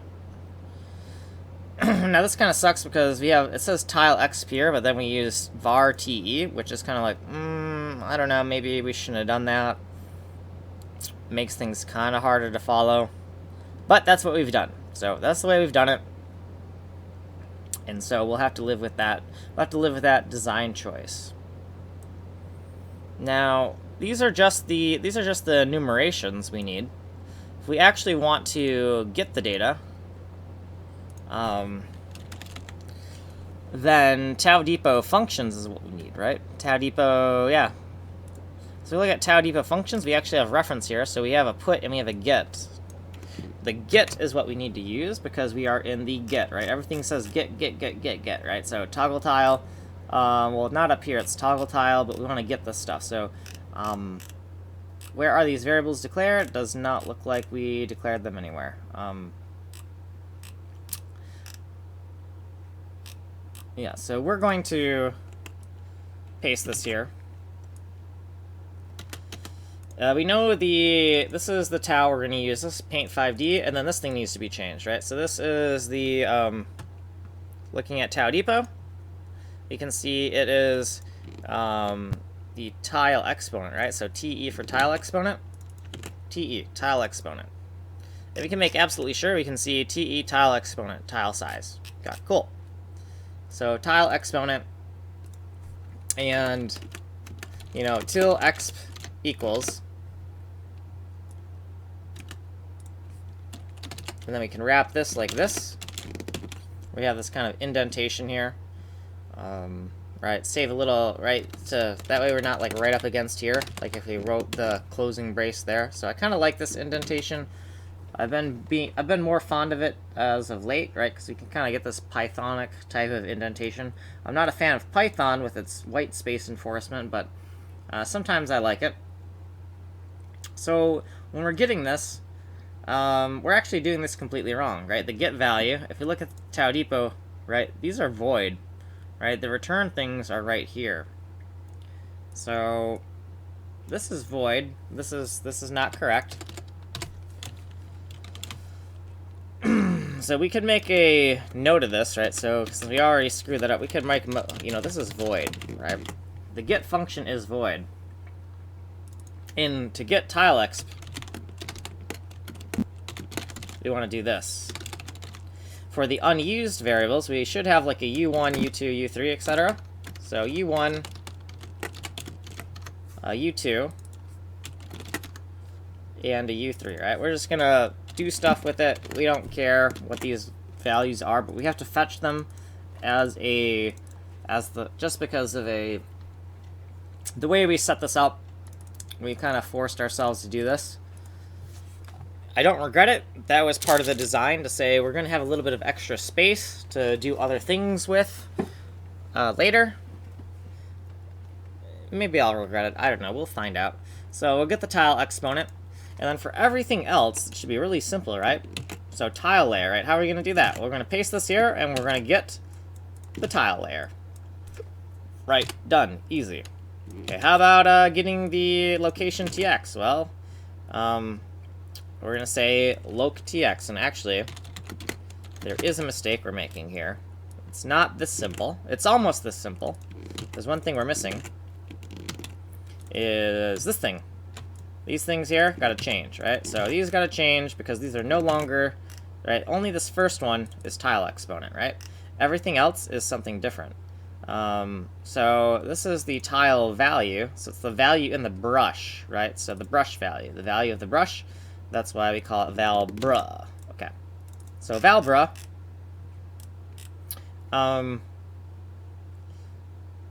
Valcur. So let's do.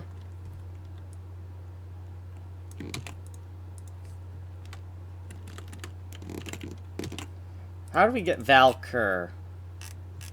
Where's valcur coming from?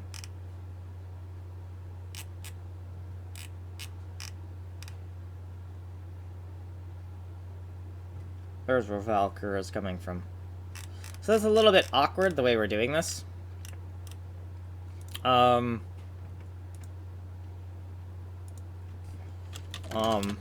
the tile map, and this one's in the brush. Loaded into brush. And there's no actual brush object. It's just a, it's this conceptual thing, right? It doesn't exist. There's no formal brush type. It just conceptually exists, if that makes sense. So now for these different, value the brush, and then these guys. So we got 4 other things we need. So we're going to duplicate this, and then go 4 more times. Copy these. Paste these. And we can make a note of what these are as well. So 1, 2, 3, 4, 5, 6, 7.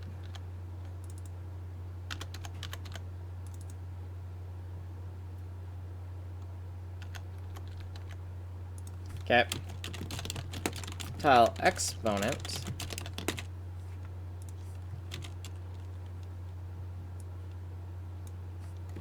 We could also, since we're already here, why not? This is the tile exponent, right?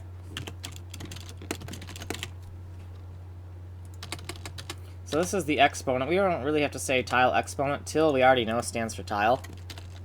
This is the layer. And for the layer, it's going to be P5D, and it should just be called TL for tile layer.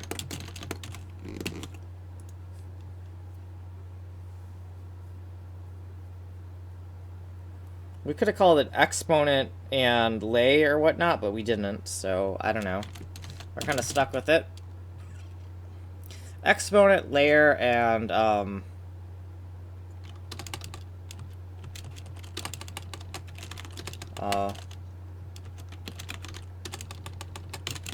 local X, and is that actually loaded anywhere? Yeah, it's a P5D BX, right? It's the brush X is what that is. Local, and this is local Y, and that's P5D brush Y, right? That's what these are. Okay, cool. So now that we know that's, you know, this is what we need, I want to highlight these things here, because these are the ones that I think are going to confuse me the most. Tile exponent, tile value. Yeah, so let's look at this for a second. local right here. Okay, so this is where we're actually going to use those brush BX, BY.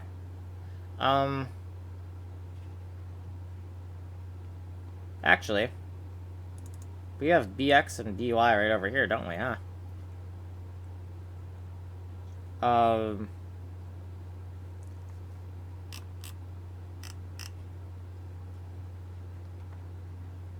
So we've already done this. So in BX, BY,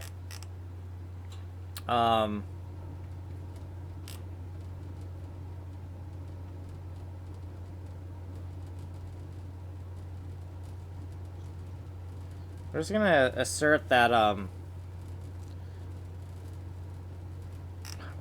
okay, so this is kind of a cluster of stuff. Let's not worry about it. Let's just say, you know, at vid IID, say 0075, and the time is 1 hour, 41 minutes, and 28 seconds, or 30 seconds, or 32 seconds. Yeah, there we go.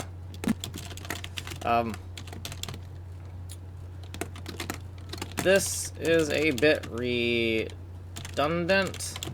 Looks like we had some confusion on our variable names.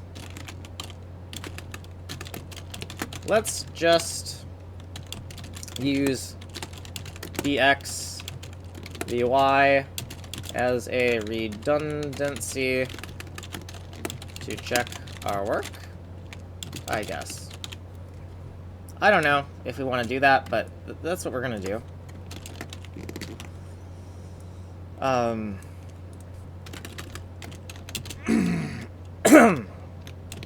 So what we're going to do is we're going to take the gets here that we're using, and we're just going to make sure that the locals that we're using match, right? So we're going to assert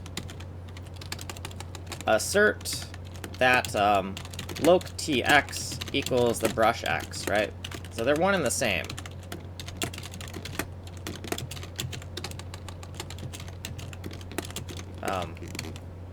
We could say, you know, at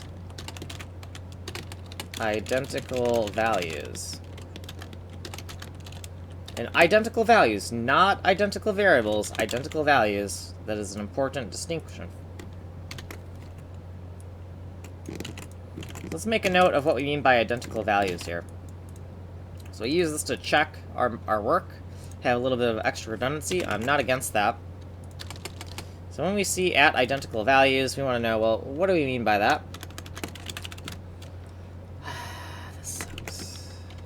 I'm kind of tired of this, but come on, let's keep on going. Let's keep on going. Let's keep on trying to get a little bit done today. I also want to get to 50 push-ups. Or not 50, but we want to get to 100, right? So at identical values means two values. Values are identical. Does not mean same memory address. Does not mean the same variables. Okay.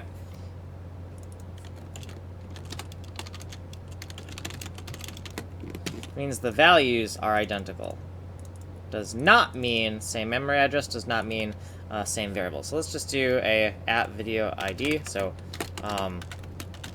at vid IID 0075, and the time is 1 hour, 44 minutes, and 32 seconds. Okay, cool. So when we say identical values, this is kind of what we mean, that the values are identical, but we don't necessarily mean the memory addresses are the same, or that they're the same exact variable. Okay, so right here, so we're just using this to check our work, so we can get back down here. Now up here, we kind of left some stuff blank, so tile value is the value loaded into the brush. The tile exponent is the tile exponent that we're currently targeting. The tile layer is TL right here, so this TL right here, that's what we want to grab, so this TL to get the tile layer. Over here, this local tx is actually the bx, right? So we're a little bit confused about that. We have a little redundancy in here, and we're kind of fetching it in multiple places, so let's just do that. So bx and by. Cool. So now that we have the local tx, local ty, we've gotten the state of the brush, right? We've got the state of the brush. That's cool. After the state of the brush, we get the current value on the tile map. So PAINT5D get the tile exponent, the tile layer, the local tx, the local ty, and the value current, right? So we're actually using everything loaded into the brush to figure out, hey, what is Josh's mouse currently over? What's the tile value that Josh's mouse is currently over? And that's what this get is for. Right? So this get is going to give us that value current, which may differ from the value loaded into the brush. The brush chords read, right? We're going to just use this as a redundancy, make sure that these equal each other, because we already kind of solved this, but I don't feel like just stripping it out right now. So we're going to use it as a redundancy to make sure everything's correct. So setting the tile or unsetting the tile. If the value loaded into the brush is the same value as the value currently on the tile map, we will unset/erase the tile. If the tile values do not match, then we will set/overwrite the tile. Okay, cool. So that's pretty easy. All we're gonna do is say that, you know, if the I think we used val bruh, yeah, val cur, and then val bruh. Okay, yeah. So if val bruh not equal to val cur, else if val bruh equal to val cur, and then else we're gonna say, you know, error expected dead code line 2020 or 2021 0102 and PAINT5D. Right, so we're in PAINT5D and saying kind of what the basic error was. Actually, the error message will tell us that, but this does make the message a little bit more unique, so sure, why not?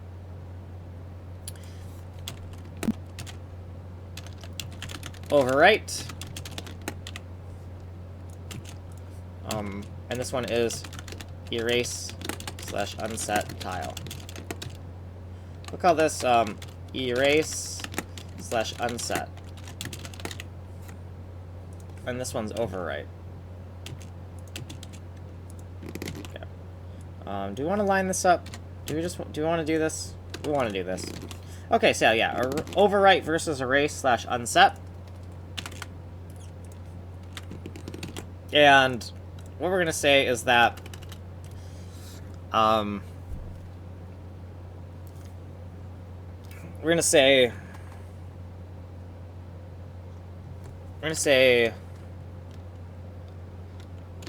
val put equals, if they're not the same, equals val bruh, right?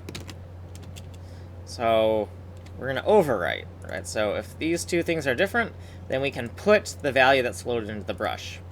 If they're the same, then the val put equals 0.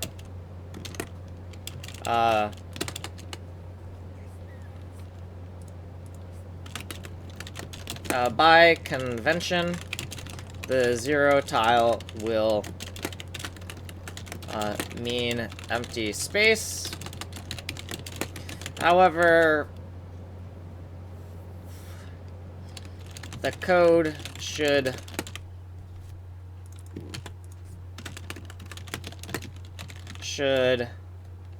not be like Game Maker. We should not treat tile 0 any differently when running code on it. Thus, if we really wanted to, we could put a pattern in tile value 0 for example, the void of space, like a star space tile or something. And that is a horrible explanation thing. But, somebody was doing this engine where they had, like, a non-Euclidean, geometry kind of thing. And let me see if I can find that on Discord for a second. So I'm gonna look on my Discord. I was like, man, this thing is interesting, but I think I can make an engine that's more interesting than this. So I showed somebody, and I was like, this is pretty cool, but holy crap, that's a lot of views for how it doesn't look that cool. Why does it not look that cool, but still has a lot of views? And, so let's actually find that, and because I think I gave it to somebody. Yeah, so this thing. Hold on, I'm gonna open this. That was not what I wanted. Hold on.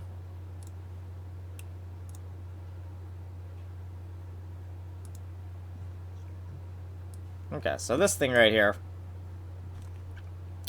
They have... Hello. Like in this engine somewhere, they have kind of a cool little thing where... Yes. So, as you can see, as the walls retract, we're kind of seeing slices through this rock texture. The textures are mimicking Minecraft textures because I originally wrote the ray tracer to work with Minecraft. Now, oh no, there it was. It was right there. Oh, I think there's more. Somewhere they had like a starry... you know, what fun is that? So, for these, there's some block textures because I originally wrote the ray tracer to work with Minecraft. Never really did. Okay, so it's at about 1 minute at, and time equals 1 minute and 24 seconds. Let's take that. So, let's just look at this for a second. Very much with that, but, you know, whatever. There's also some goodies. So, for these, there's some blocks that are made out of stars. And really what it is just anywhere that block appears, render stars. Okay, so you start this room. Okay, so that's good enough. So the idea is that, you know, if we wanted to, we could say that the zero tile, instead of just being completely black, it could be some type of void of space texture like that. So, example, void of space tile. And we could take this YouTube link. We don't need the www dot and whatnot. That'll be fine enough. And let's also put a timestamp on this, because this is a big comment.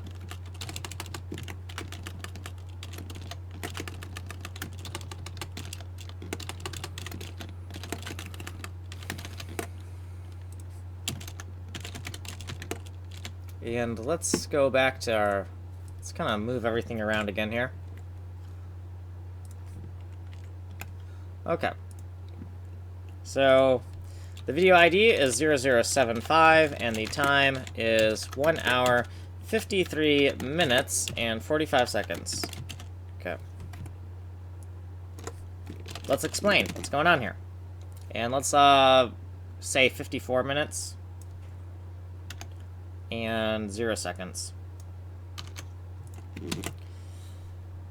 Right here, we're going to say if the brush equals the current value loaded into the tile map, or that's a little obtuse, if the value in the tile map is the same as the value in the brush, then we're going to use that to toggle the tile off. And the way we're going to toggle it off is we're going to do a erase/unset.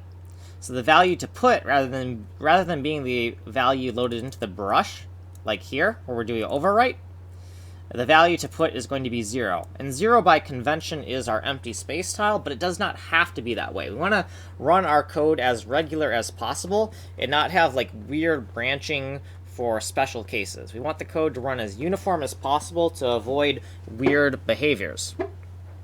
Because specifically, in GameMaker, the 0 tile has special considerations that make it buggy as hell if you don't know about it when you're using it with the editor. And I ran into it and had no clue what was going on, and yeah, they just have some weird special code for the 0 tile that really messed me up when I was working with it. So we just want to write here, by convention, the 0 tile will mean empty space. However, the code should not be like GameMaker.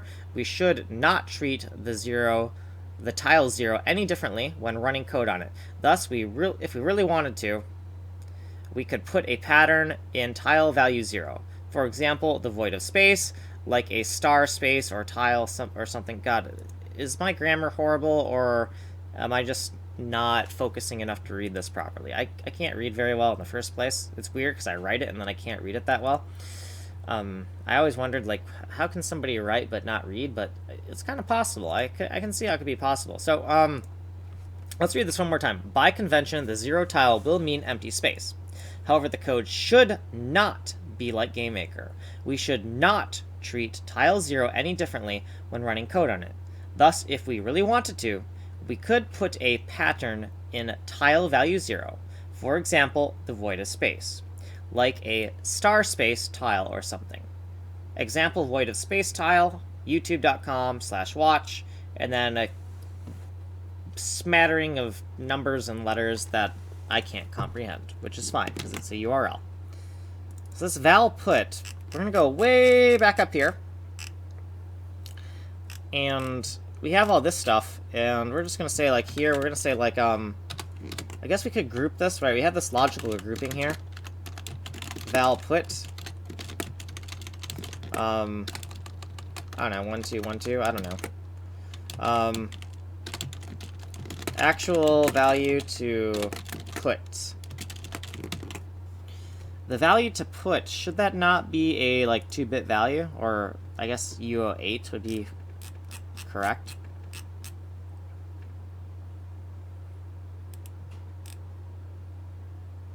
Yeah, because we have we're using a 32-bit integer because it's just what's packed in the texture, but here this value to put should be, we could use a U32, fine. And let's just assert it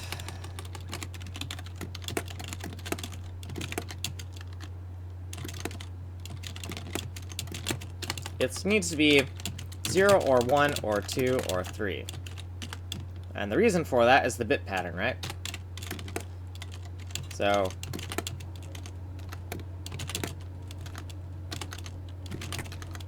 right, that's the bit pattern.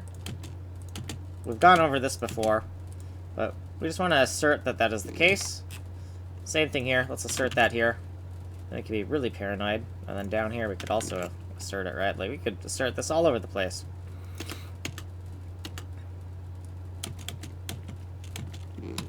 Okay. Now that we're finally down here, we want to set that tile, right? How do we set that tile? Do we have a function for that? I believe we do. It's in PAINT5D, is it not?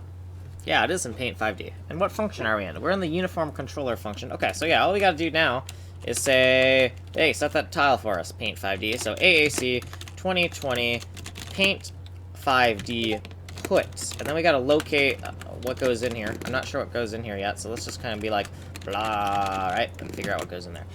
Let's see, so I'm being messaged on Discord here. Let me check Discord for a second. Or maybe I'm not being no, I am. I'm being messaged. I'll laugh my fucking ass off on this trip. Please stop linking it to them.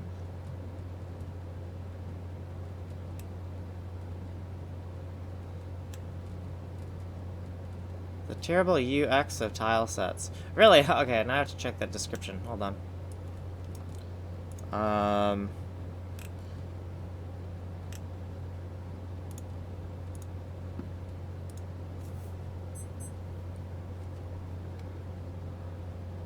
Not fun to use.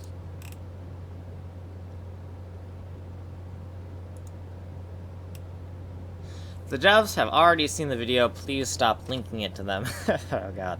A small dive into what the main issues are with the current tile workflow in Godot. This is the first commentary video I make, so I hope you like it. Working hard on my English and also trying to improve my editing skills, so any feedback is welcome. Intro, and then, oh, they got a nice little thing here. I like it when people do this, so somebody doesn't have to comment it, right? Like, let me go where I want to go in your video. If I don't want to watch the whole thing, you know, make it easy on me. We're gonna subscribe.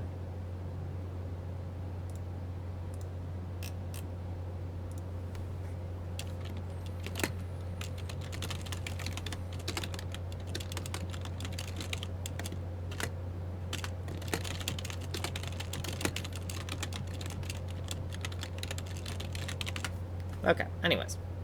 Let's go back to solving some of our oh god, did we... where did it go? Let's go back to solving some of our problems now. PAINT5D put, right? So we should have the signature for that somewhere, and we should actually have it in our notes, so we don't have to go scroll around in here, right? So we have a notes file.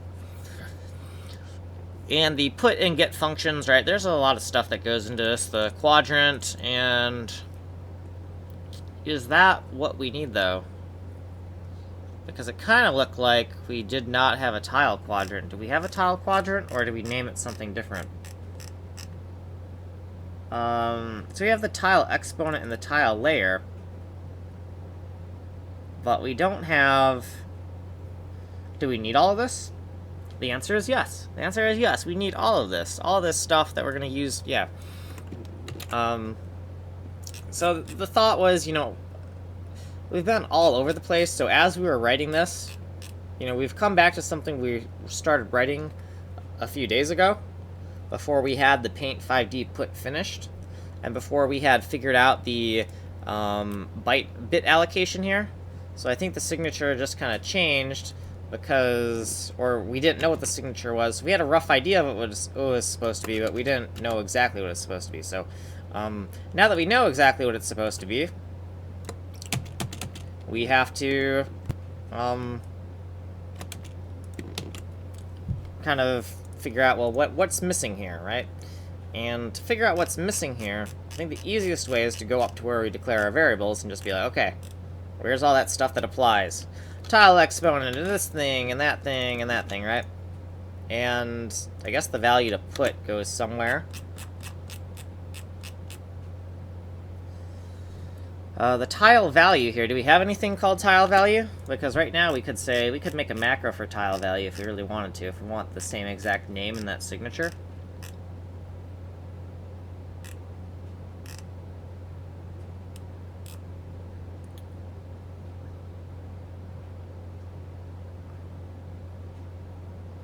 Actually,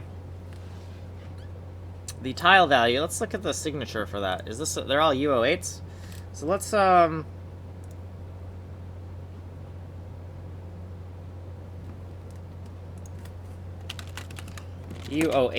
let's just say U08, tile val. Since we don't even have this anywhere. Or is this too excessive? I don't know, it could be too excessive.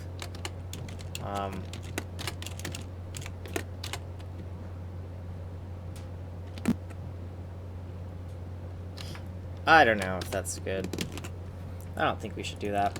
I think we need to cast. We definitely need to downcast, that's for sure. But, I think that's excessive. I think that over here, where we have the tile value, we're going to do a U08, and it's going to be a val put. Right? I think we call it val put, right? Val put, yeah. Let's call it valcur slash tile value slash val put. So we got a lot of different things we could call this in the current context. To save some space here, we could kind of have 1 star instead of 2. We have just enough room to kind of throw that in there. Okay, so the value that was put, that's good.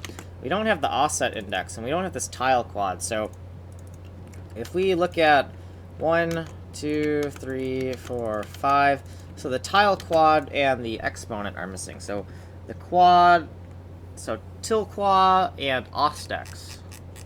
So we can actually look at where we're declaring all this and kind of declare it in the same area. So U32 tilquad is going up here, and I don't know what we want to call this, 101. And then Ostex, U32 Ostex. I don't know what we want to call. I don't know what we want to call any of this anymore. Let's if we want to keep up with this pattern we were doing, then let's do that if that's what we want to do. Right, and then we're saying that, you know, this is, you know, 5, 6, 7, 8. And this is 6, 7, 8, 9. Sure. I mean, if that's what we want to do, that's fine. Offset index. Alright, so it's 0 to 15 is what that should be. And the tile quadrant. Tile quadrant. 0 to 0, 1, and 2.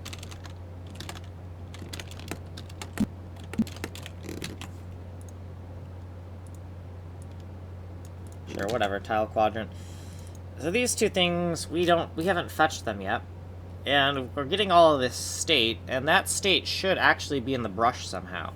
So we'll take this, and we will paste it over here. And say this is the tile quadrant, so tilqua. Tilqua. We don't know what this is, so we'll just go woo, like that. Tilqua. And tilqua. And this thing is, we don't know what this is, so what are we doing there? Don't do that. Actually, let's just call this dex tau sub and var. Let's just rename that as dex var, right? So tile value, that is tile value. This is the tile exponent. I actually like the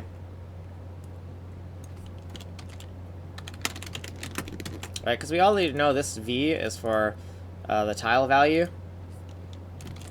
Tile value. Tile value. Technically this is til exp. I guess we could do that. That's kind of nice. This thing here is the tilqua, so let's just do tilqua. Get ready for when we kind of change that indentation a bit. We could keep on doing that. So this is tilde, right? So tilde. And this one here is this is actually brush. Let's call it brush X. Brush Y. There's no actual variable called that, but you know, some type of hint as to what BX and BY is. Okay, so here, well, we got the local TX and the local TY. Let's just take this and paste it, because the next thing we want to get is that OSDEX, right? So OSDEX. OSDEX, OSDEX. We have no clue what this is supposed to be. But we know, whatever it is, we're going to get that offset dex, right? So for the things we pasted in, do we have the correct things kind of blanked out? And yes, we do. Let's remove all the syntax highlighting and look at what we need to accommodate, right? So, oh, we went way too far. We're lost here. So these things on the beginnings and ends. So the tile quadrant and the OSDEX. So you can look over here and we can see for the PAINT5D, we see tile quadrant and the OSDEX. The tile value, it's not there because tile value is, we've kind of clustered it into this section here. Is tile value in here though? Val brush. No, it's not. So we're going to duplicate, duplicate. We're going to move this over. 1, 2, 3, 4, 6, and 7. This is now OSDEX. And this one here is tilqua. Right? So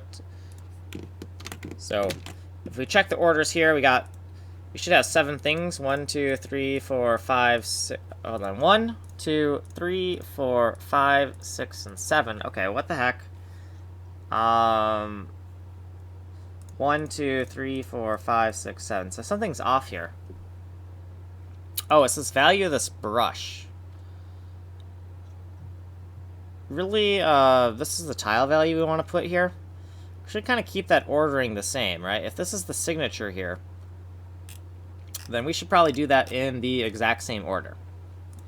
So we should probably do, so this val brush is also known as tilval, right? OSDEX, loctx, tilde, tilex, right? So if there's since it's named differently here, we can kind of name it here like that, and then Right, we just want to make sure everything's accounted for there. And then when we go over here in our code, we can be like, well, Ostex is here, but then the value of the brush, val bruh, right, is down here.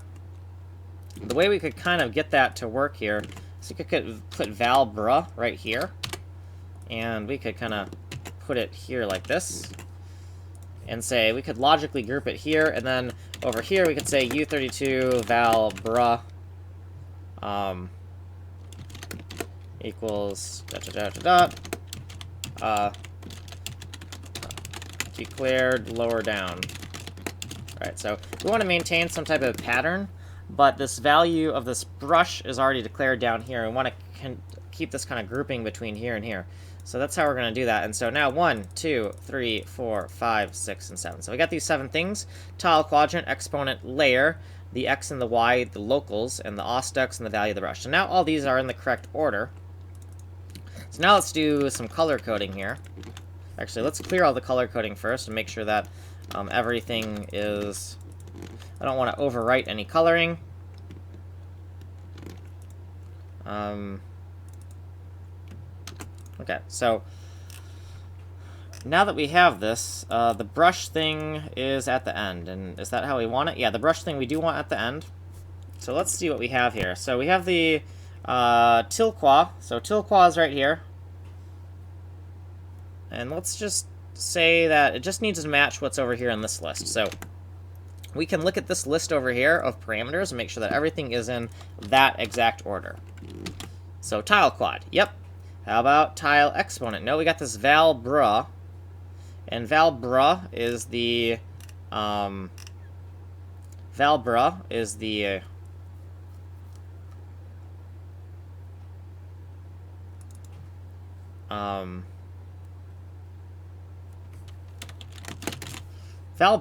til val.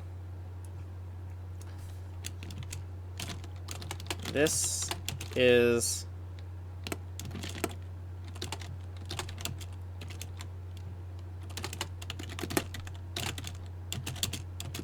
okay, so we have til val right here. Til val is actually val bruh, right? So okay, so let's look at this again. Tile quadrant. Value of the brush. This thing. Let's double mark it, right? Get state til val. Right, so this is kind of a special one. So we're just gonna mark it a little bit different.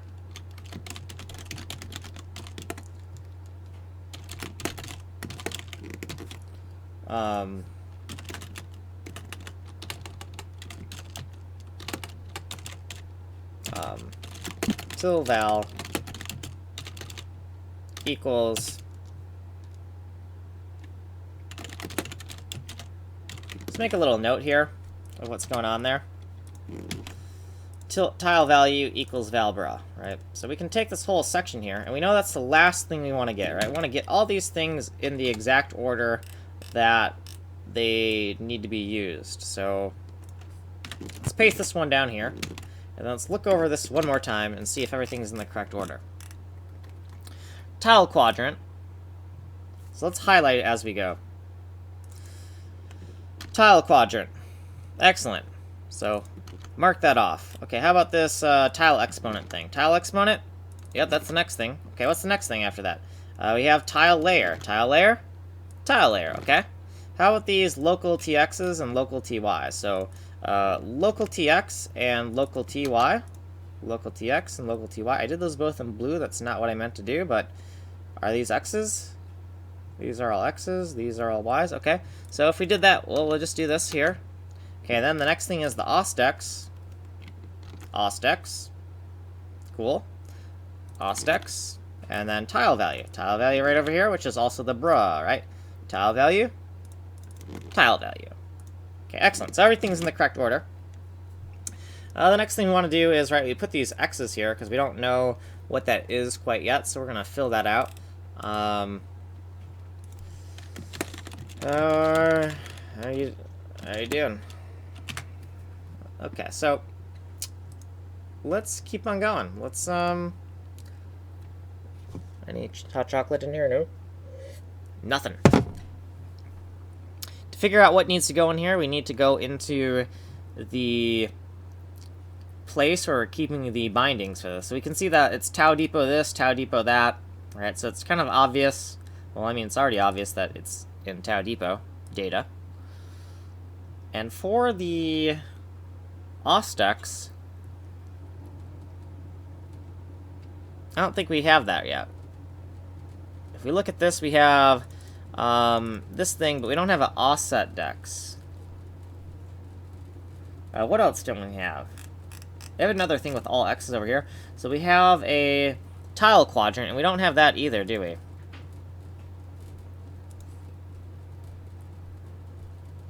So we should put everything kind of in the order it needs to be in. Now the brush X, brush Y is kind of its own thing, because it's not a value.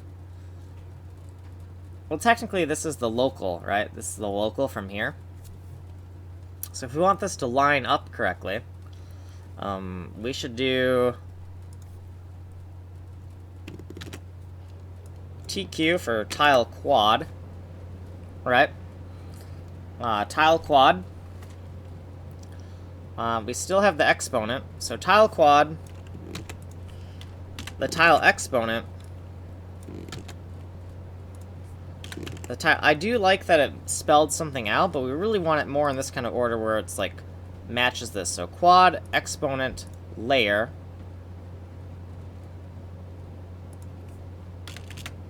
After the layer, we actually want the local TX and local TY. Which is just the brush X, brush Y, right? So, the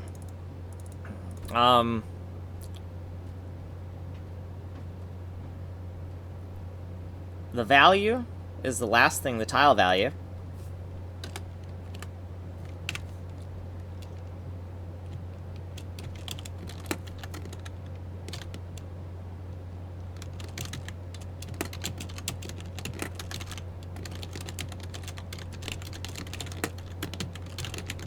Okay, AD. And we can make a note of this. Everything should be in the exact order it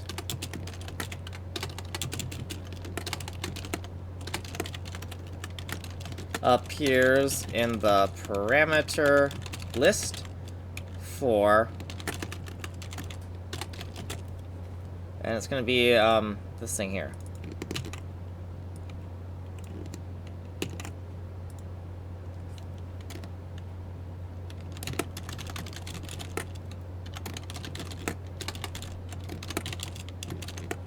I'm going to actually make a note here, right? So that makes it a little bit verbose, but we can say, you know,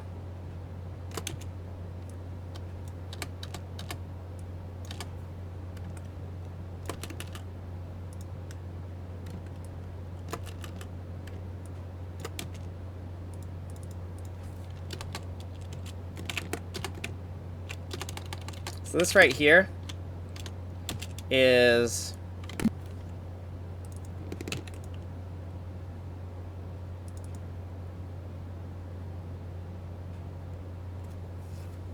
did we not do a TQ? Oh, did we do like a TQ? Oh, here's TQ, but these are the same. So we just forgot to change that. So TQ. Let's just make sure. Bam. No, we can't do it that way. Oh, I see. You gotta do it like this.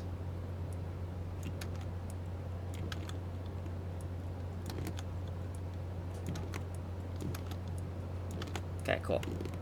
So now that we have this, we can say we should be able to take this whole thing and just take all these things and be like, bam, that's what you are, my friend. So TQ, TE, tile A, loc TX, BY, offset dex, tile value, right?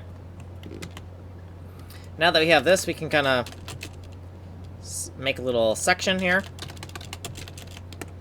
And then we can explain what we're doing here, right? We can explain why the heck is, why do we get this ordering constraint? And the idea is to make the code more regular than the compiler would want you to have it, right?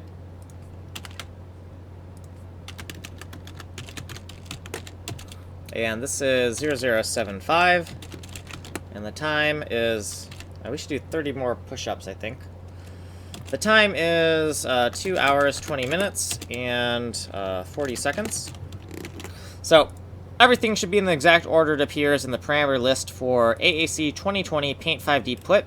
Here's the signature of put. Here are all the parameters for put, and here's the corresponding variables within tile depot data. So TQ for tile quad, TE for tile exponent, TL for tile layer, BX for brush X, which corresponds to local TX, BY, which is for brush Y, which corresponds to local TY, AD for offset dex, TV for tile value. So these are kind of special, where we might want to say that, you know, brush XY equals local XY. Or, we're running out of room, so we could say brush star equals local star, maybe. Now let's just do brush equals local. And just hope that the video comment will kind of describe what that's all about. So now that we have this strict ordering, it's also in here. So in PAINT5D functions, we have this function toggle tile. And when we're fetching the values that we want to get for getting the state of the brush, we're going to fetch them in the exact same order. So this tile quadrant, tile exponent, tile layer, all this stuff, we want to do it in the exact same order. So we could actually take this stuff here. We could take these arrows here, right? Because we have the room, right? And if this is everything we need, then we could just say like this.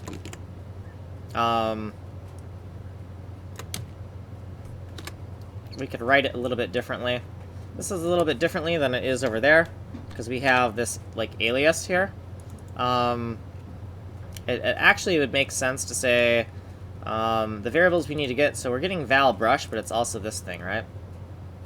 I don't know if I like that, because I don't like how it's so separate, because our eye has to wander. So we might want to say that, you know,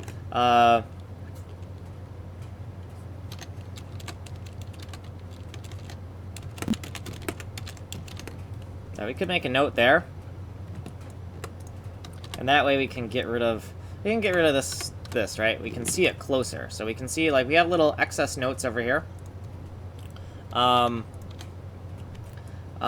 So brush dot xy equals local dot xy, right? We have more room to write that commentary, so why not shove that in there as well?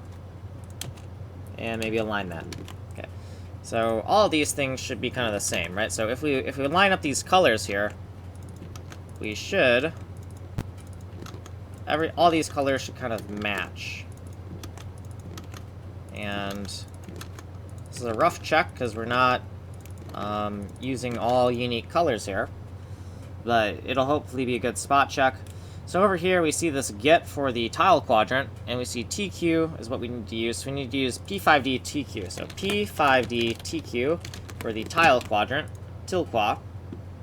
In the tile exponent, we have TE for the tile exponent. That's good. For the tile layer, we have TL for tile layer. Cool. And TL is right there. Tile layer. For the local TX, it's the brush X. Local TY, brush Y. The get for the offset dex was something new. It's this AD thing. So we're going to do P5D AD. P5D AD for offset dex. And for the value here, a P5D tile value, right? So, you know, maybe we should have called it brush value, but that's what it's called, so we'll keep it that way for now. Okay.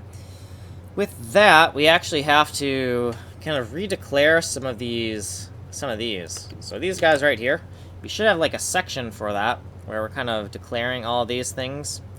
And we got to redo this. Right, so we're just going to redo this. We're going to shove this in here and say, you know, we're going to define these, right? We're going to hashtag define.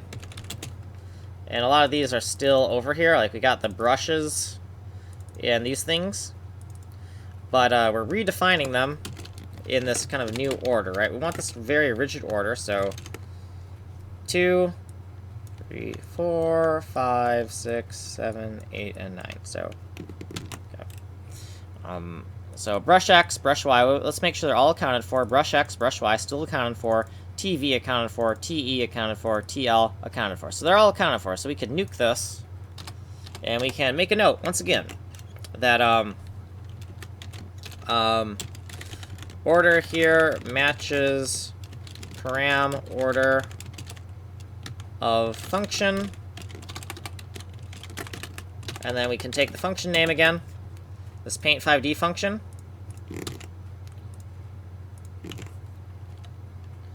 and we can make a note, you know, at vid IID 0075, and the time is 2 hours, 26 minutes, and 23 seconds. Okay.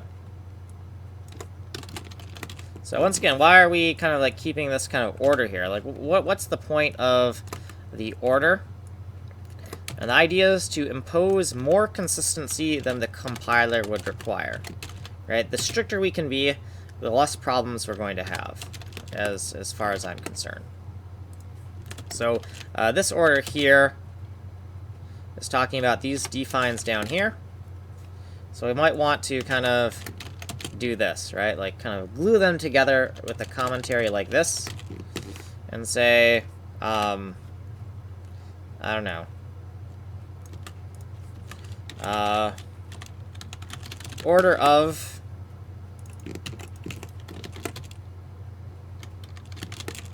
right? I don't know if this is helpful. Kind of sounds like some SQL talk, order of.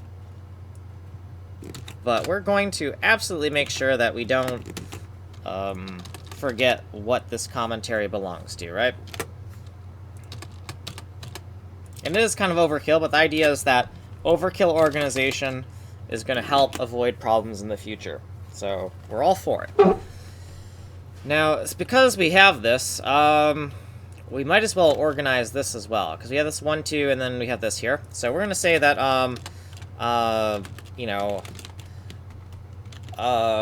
viewport rectangles, right? This is what they are.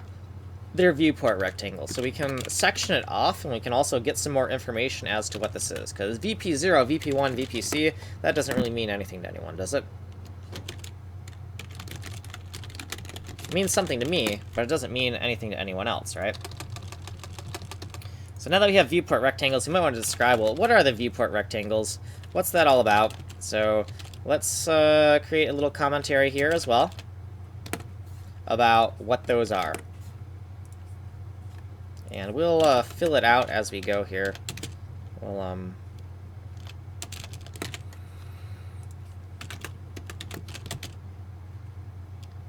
we're getting a little bit designy, I would say, but oh well, this is the way we're doing it. We're going with it. We're going to commit to this designy craziness. So, at vid IID 0075, and the time is 2 hours, 29 minutes, and say 8 seconds. Okay, so 1, a VP0, viewport 0, VP0 means, let's just take this and go VP0. VP0 is viewport 0.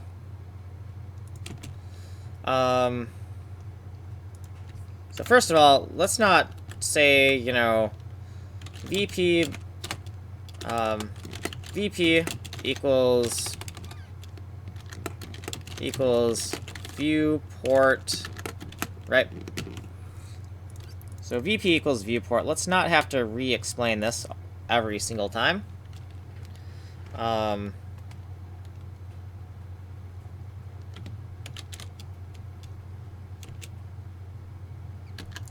So VP number 0, sure, why not?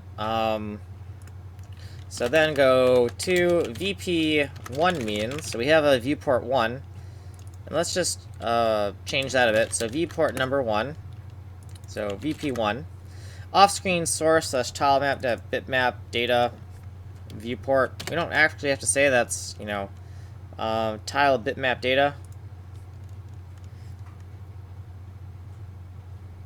Tile map data.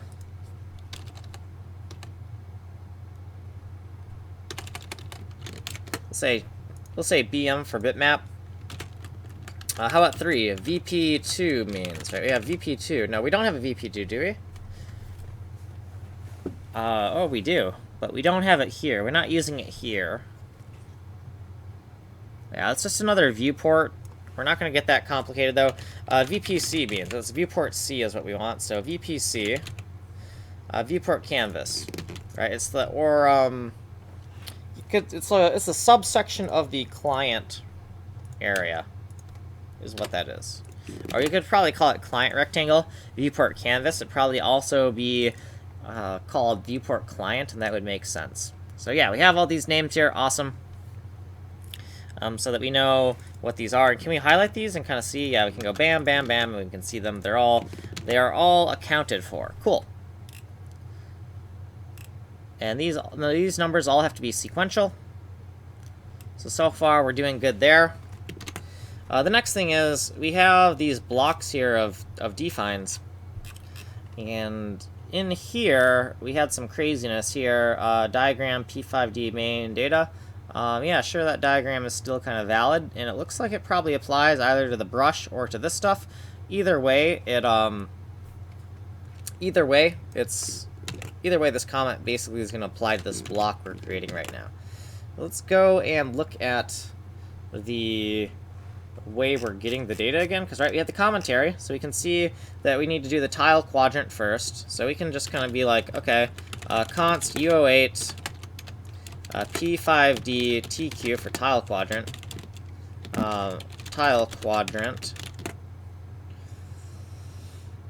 and then tile exponent. So this exponent thing is the next thing. Okay, what's next after that? The layer. So tile layer. Okay, after the layer, we got TX and TY, which is the brush X and brush Y. So tile X, tile Y. So it's weird that in some places we use tile, but then here we use brush. But that's what we kind of decided on, so we'll just keep that analogy going. So this local TX, local TY, that's actually this brush BX. So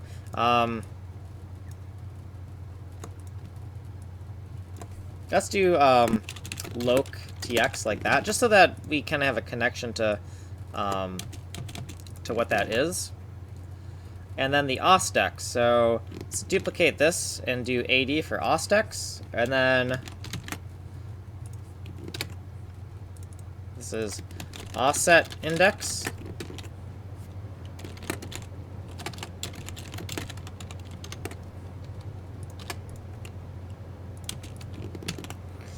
And this tile value here is the value in the brush, right?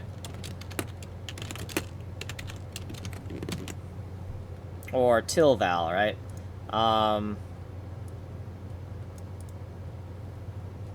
Tile value, till val, valbra, right? That's enough. So we have 7 things. We have 7 things here. 1, 2, 3, 4, 5, 6, and 7. So we do have 7 things. I think we would want to make it so we don't miss this at all. So let's actually go make a checksum here of 7 things. So we don't accidentally miss that, right? So we have, there we go. So we've kind of fixed that up. And now we're expecting the same 7 things down here are being assigned, right? These same 7 things. So that looks good. It looks like we've kind of cleaned up that loose end that I was kind of worried about in the back of my mind. What next? We kind of need to do more push-ups, but we kind of need to make sure we're at a good stopping point where we're not in the middle of a thought either. So we're getting everything in the proper order, and let's just make sure let's double check all this. So tile quad, tile quad. So this is tile quad. If we go here, tile exponent, tile exponent. So let's look at those diagonals. Tile layer, tile layer. Brush X is the local TX. Then brush Y is the local TY. Fine. AD for offset dex, offset dex. Tile value is the brush value. That's fine. And we have a little reference here in case you were confused. And we have this double border here as well. So that's cool. So we got all the stuff we need. Then we have getting the current value on the tile map using the tile exponent, tile layer, local TX, and local TY. And we're going to store that into val cur. Now, is val cur what we need? Yeah, val cur is on the tile map, so that looks good there. The brush chords read is a redundancy because of how we kind of reworked this code. So we'll just keep it in here and use it basically for an assert. That's fine. Double checking is always nice, though it does kind of bloat the code a bit. The tile set or unset, so we're going to use this thing called val put. And if the values are different, then we're going to use the brush value to put it. Now, if the values are the same, we're going to erase, so then val put is going to be set to 0. Okay, so here's our actual put function, and we can see, hey, remember when we were checking everything? Well, everything here is highlighted except for that val put, so let's highlight that. We can see val put is right here, and we assign it as one thing or the other. If it's not this case or that case, we're going to error out, so that's good. So we put the tile, and I think that's all we have to do, right? We're not returning anything. Yeah, we're good, we're good. So we got that finished. Now, there should be is there a complementary function for this? There's a get function, is there not? You put, then you get, right? Or is there no get function because this is a controller function? I don't think there's any get function for this because it's just a controller function. And we don't have a, yeah, it's just toggle tile. There's no, like, eyedropper, right? Like, there could be, like, in the future, you could have, like, an eyedropper kind of function. But for now, we're not gonna go that far. We're gonna... And also, everything should be... We should never need an eyedropper. And the reason for that is all the values should be distinctive enough where everything's so distinctive that just wouldn't matter. And there's so few colors in the palette that doesn't matter either. Okay, so that looks good to me. So the next thing we're going to do is we're going to give this a run. We're going to fix any syntax errors that we've introduced. And once we've done that, redefinition of valbra. Okay, 1520. So in 1520, let's see where we're declaring this. So 1520, valbra. So let's clear everything, right? Because we have color all over the place. So here's value brush, and we can see, oh, it's right over here. We kind of did this twice. Huh, how did we do that? So I think we tried to move this from here down to here, right, so that we could see this big chunk here, right, because the tile value down here is also this value brush. I wanted to make the connection between these things, but the tile value is kind of shared between this cluster and this cluster. And when we did that repositioning, it looks like we did a cut and paste, and we just kind of, we tried to do a cut and paste, we did a copy and paste instead. So simple there. And that's something like, if we didn't catch it right away, if we looked at that a month later, we'd have no clue what we actually meant. So it's good that we came to that like we did. So 1,600, etc. 1,637. So valcur. Why is this wrong? So it's a get value, but valcur is making a pointer without a cap. Okay, hold the get. So let's look at this get function. That should be the signature. So let's look at the actual source. So, oh well, I guess we're kind of, okay, let's look at the actual get function. So 1, 2, 3, 4, 5 parameters, right? And we're expecting that the last parameter, oh, okay, so everything's changed here. 1, 2, 3, 4, 5, 6, yeah. So we've changed the signature for that since we kind of set up that call, and that's why we're confused as heck, right?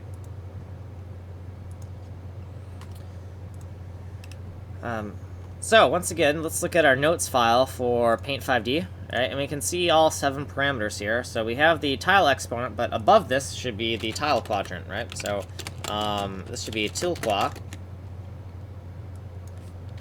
Tilqua, tile exponent, the tile layer, that's good. The local TX and the local TY, that's good. The val current that we want to put, and this is not the val. Where are we? Well, it doesn't matter where we are, right? It's still val cur. So yeah, we just need to change this to after the local TX and local TY.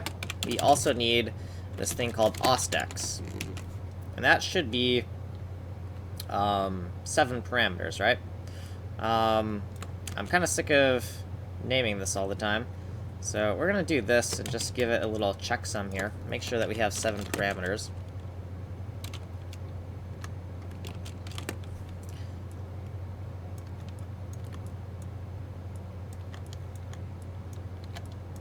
Okay, 7 parameters: tile quadrant, tile exponent, tile layer, local TX, local TY, offset dex, tile value. Okay, tile quadrant, and we can see we have a PAINT5D data thing here.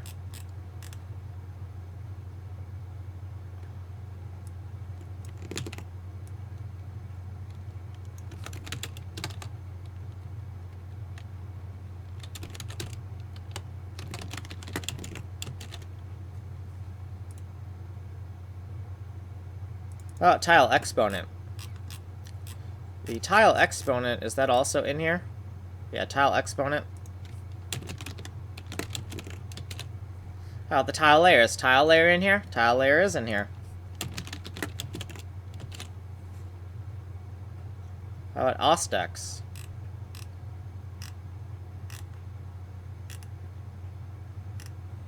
Osdex, I think, is up here.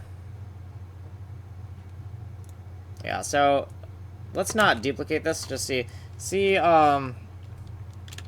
for diagram in paint5d.data for diagrams explaining these parameters. So we can have a little note. Hey, you want to know what these are? So I feel like cutting and pasting everything like that all the time was kind of pointless. I think this would be more helpful. Okay, so tile quadrant, and actually let's look at the notes. So tile quadrant, exponent, layer, local TX, local TY, offset dex, and the value current. So get current value on the tile map. That's what we're doing here. Cool. So let's look for this other function, right? Because somewhere we're getting, right? And then we're going to want to put later, right? Because we're, oh yeah, this is toggling the tile. So where there's a get, then we're also going to do that put later. So down on the put, is this correct? And it looks like we already fixed this. So tile quadrant, exponent, layer, and all that stuff. So I actually do like the way where it's a little bit less cluttered by kind of taking this.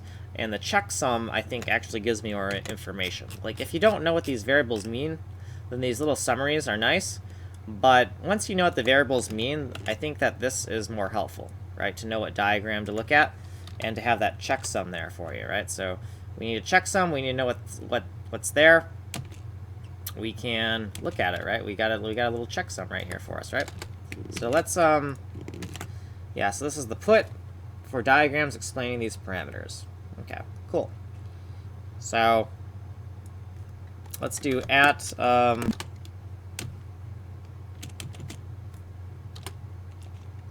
let's do at vid iid 00. Oh, hold on, let me close this. 0075, because let's actually go over this, right? So if somebody doesn't want to look at, let's say the file changes eventually, then someone could go, you know, at time is 2 hours, 44 minutes, and 48 seconds. So someone could go here. So these parameters right here, if you want to know what they are, you can look at the PAINT5D notes file to see the signatures here, which have like a little explanation here. You can also go into PAINT5D data, and the first diagram P5D main here, has an explanation of what offset dex is, how we're partitioning those bits, And then we also have some diagrams of how we're partitioning the space, right? So if you want to know what tile layer, tile quad, tile exponent is, you can find them here. The local tx, local ty, that's a local coordinate inside any of these partitions, right? So we want to take a global coordinate that's somewhere in here, and then eventually it needs to be some type of local coordinate that is local to one of these partitions. So that's what the loc tx, loc ty is. Okay, cool. So we've documented that. This error set or unset tile, I'd say we're about ready to get rid of that, so let's delete that. And should we also keep this note up near the top? Well, if we put this note up near the top, it's a different section of code, so we should probably explain it one more time. And this is going to get redundant, right? And it's like going to be like, this documentation is not going to be something you want to watch all the way through. It's just something that's going to help you. So 2 hours, 46 minutes, and let's say 20 seconds, 23 seconds. No, 20 seconds will work.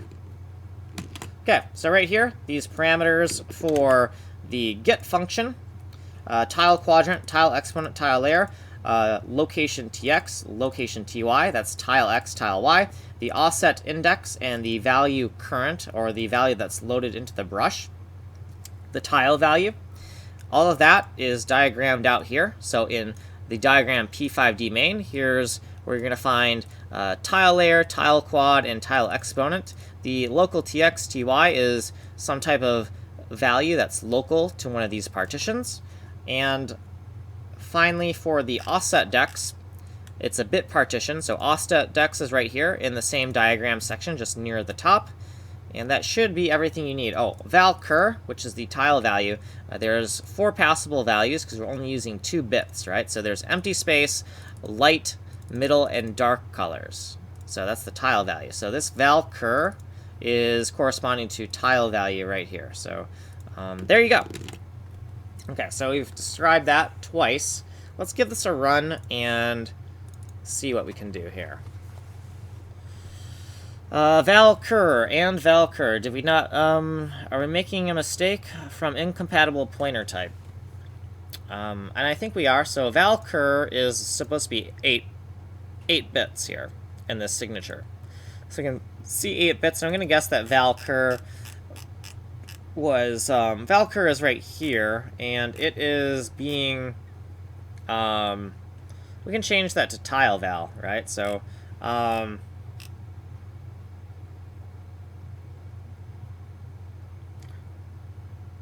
yeah, because we have til val right here. So what we're gonna do is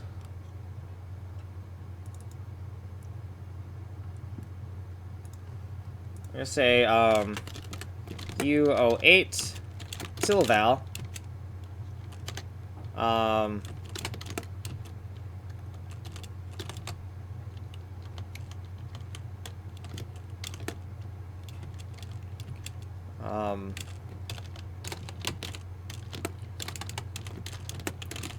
Val cur, but 8 bits. Right, so val cur, but 8 bits is what this is. So til val right here. So let's look for this. So anywhere we see val cur and til val, we're gonna have to pay attention, because til val has not been assigned anywhere. It's the kind of 8-bit thing we want to do. And somewhere we're using val cur, we don't want it. So we have this get function, and the get function, PAINT5D get,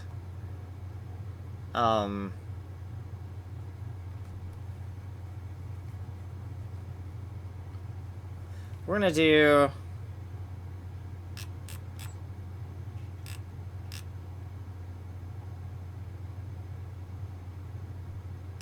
so the only thing we have a reference for is this. This absolutely has to be the proper number of bits. So we're just gonna say that val cur equals til val right here. And now this is going to be til val. Right?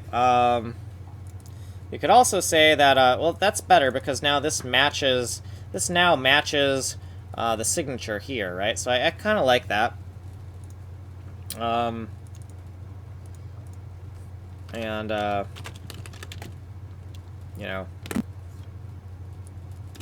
can make a note here that says, you know, at vid id 5, time is 2 hours, 50 minutes, and 30 seconds.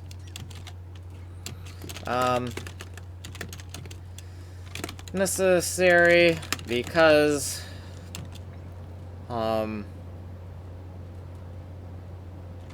the different bit widths required by different functions. So this is necessary because of the different bit widths of the different functions. So we're seeing, like, why are we doing this craziness over here? And we can say, oh, that's why, right? Let's actually make this a little bit nicer.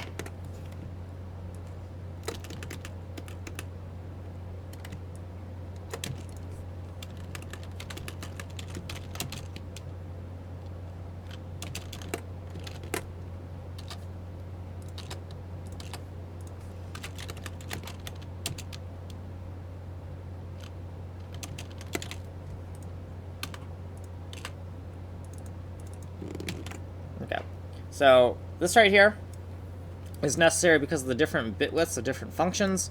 So this is 8 bits right here, and this val cur is like a 32-bit unsigned. Yeah, 32-bit unsigned. So that's why we need this kind of temporary pass off right here to tile val to val cur, right? Because right here we're trying to get the current value.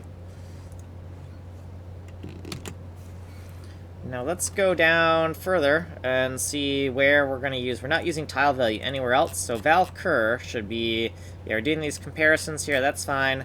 And we're not actually using it for anything because val put is what we're going to use. Okay, cool. So let's run that and see if we have any mistakes.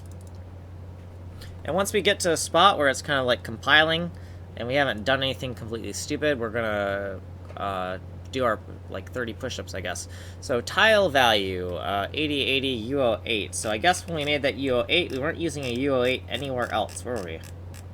Yeah, it's just this UO8. And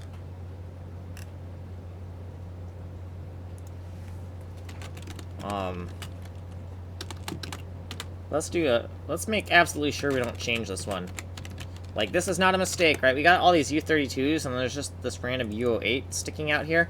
You might think that that's a mistake, so let's say that, you know, 1 equals size of tilval, right? So 1 byte. Alright, I want to make absolutely sure that we don't think that this is a mistake, because we got all these U32s, and this kind of sticks out. I want to make sure that we do not think that's a mistake. So that's why we're going to do that. And then over here, then we have all this stuff, but we don't have a UO8 yet. It's like, oh, look at all this, look at all this. And then, yeah, we don't have a UO8. Everything is kind of out of order here. Define UO8. Okay, so with this, we should create a cap as in clamp. You know what? I do not care about this summary here. I think that it would be more advantageous to have a little checksum here. So let's get rid of that summary. Just be like, here's a nice little checksum. If you really want to know what we mean by that, then you're going to have to go look at the declaration. 1, 2, 3, 4, 5. So we got these 5 things. So I'm expecting 4 because we added 1. So 4 at the bottom. Jeez, this is a lot. So 1, 2, 3, 4. Cool. So we're going to just paste this down. Delete this. And then instead of define, we want undef. Cool. Okay, let's give that a run. See if that has any mistakes. And we'll just keep on doing this until everything starts working again. Large integer implicitly truncated. Yeah, I made that. That was a mistake. Right, so our trap values from earlier, we just kind of cut and pasted. We didn't really pay attention to what we were doing here. I don't know, let's say, 111. Sure, why not?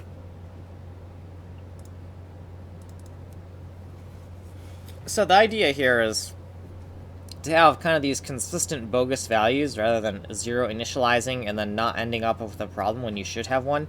So we have an error function, and I'm going to guess that that's in like 1728. So I'm going to guess this is in this same section, right? Yeah, 1728. So we forgot, we need to put like a error macro in here. So at the top again, right, just a lot of pain in the, you know, a pain. Define error, and this is going to be AAC 2020 PAINT5D, because this is the subsystem, and then halt. Okay. 06. Then down at the bottom, we can actually grab onto this. Let's stop scrolling like that. We can just go bam, right down there, right? And then we can go bam, and then undef error. This is the 6th thing. Go back up. There we go. Okay, give that a run. Okay, so ty, unused variable ty. Okay, so int32. Let's go check out that. I guess we can keep it here since you can see it. 1487, same section, same code we've been working on. We just made a whole bunch of stupid mistakes. I guess, you know, we were like, hey, we're going to use this, and then we kind of never did. We kind of used local tx, local ty.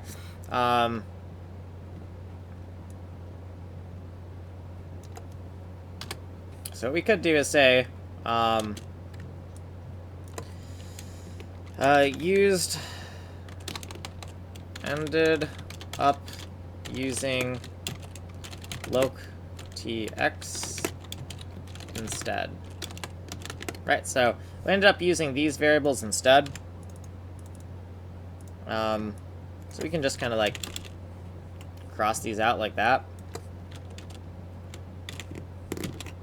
BXBY has kind of been used to check things. So we'll keep that. Error, to do finish test, move camera, or whatever the heck. So let's go over there and kind of see, well, what's this next thing that needs to be done? So we have these tests. So we're in the test section, right? We got all this to do, finish this test, finish that test, etc. So we need to write code for that. But we're at a good stopping point where we can do some push-ups and whatnot. So we're going to do a git bash here. And do a git status. Git commit -am and say, or actually, hold on. Git add dot first. Then a git commit -am. Broken commit. To do. Controller tests, right? It's the controller test. When I mean controller test, I mean the user controller test. User controls test.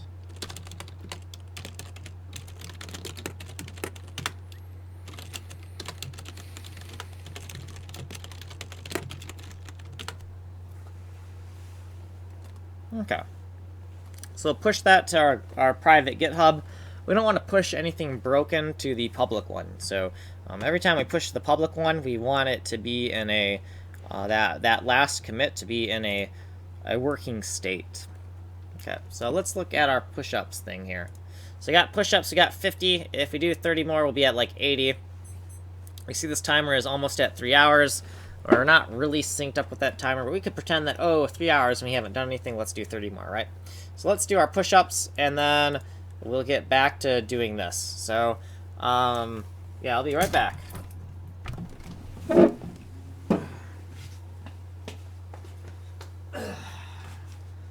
One, 2, 3, 4, 5, 6, 7, 8, 9, 10, 11, 12, 13, 14, 15, 16, 17, 18, 19, 20, 21, 22, 23, 24, 25, 26, 27, 28, 29, 30. Okay.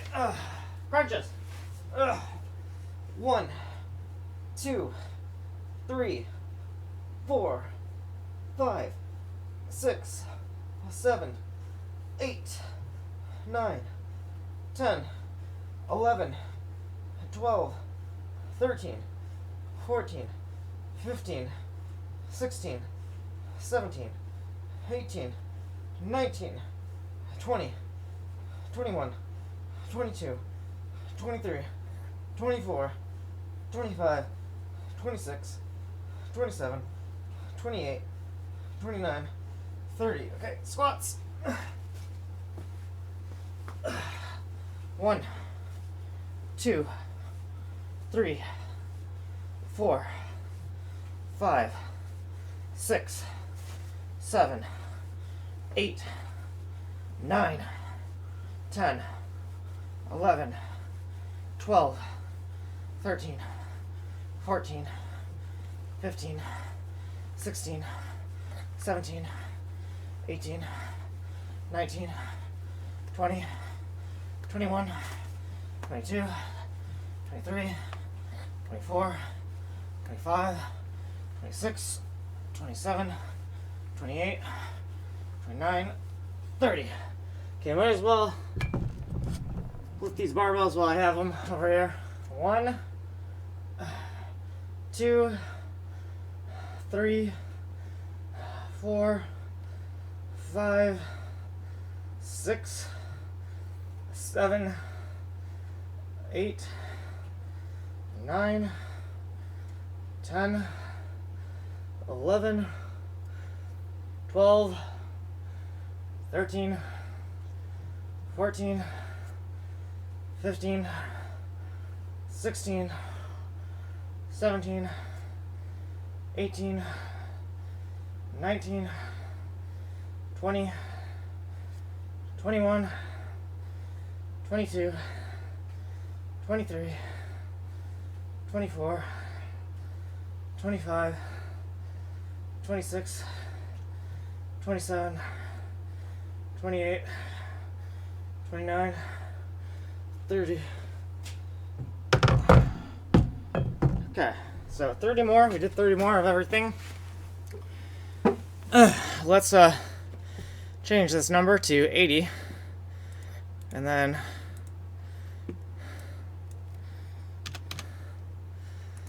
okay. So before we do this, I'm going to read some Discord here. Interesting vid though, I don't have a lot of experience with 2D games. Only one I made as a visual novel. So I guess I'm not too aware of all the issues pertaining to tile sets. I'm okay. I got docs last day of 2020. So hopefully that bad luck and shit stays. Well, guys watching, I keep on keeping on. I think I'll have more people watch once things to get interesting, and then maybe have a tech demo day or something for people who don't want to see me talk about super complex code for 8 hours. Okay, so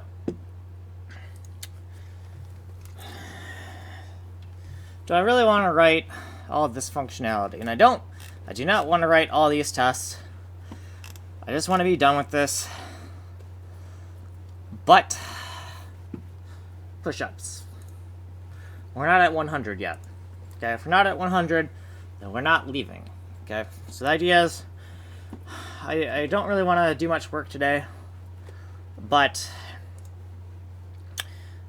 we're gonna say we can't stop working until we got our 100 push-ups in, right? So we're gonna try to do work as a way to procrastinate from doing push-ups, to trick us into doing more work, I guess. So yeah, we got all these functions, and for these tests, for like moving the camera and whatnot, we kind of need to, do we need to emulate the keyboard? What do we need to do here? Do we need to emulate the keyboard, or do we need to call a move camera command and just run that? And I think we don't need to emulate the keyboard. I think that is outside of the scope of what needs to be done. We really just need to make sure that this move camera works correctly. So it takes the int32 for the X and the Y. Now before we do this, we actually want to make sure that the camera is in a position that kind of makes sense, right? If the camera's not in a position that makes sense, then all bets are off here, right? So, yeah, because we all have all this stuff here. So,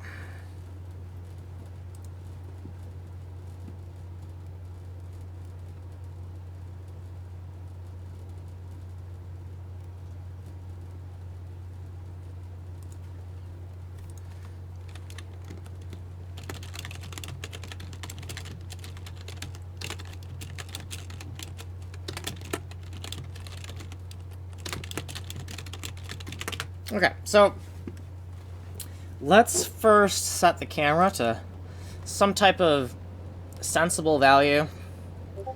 Well, actually, the camera depends on... it would be easier if we had a...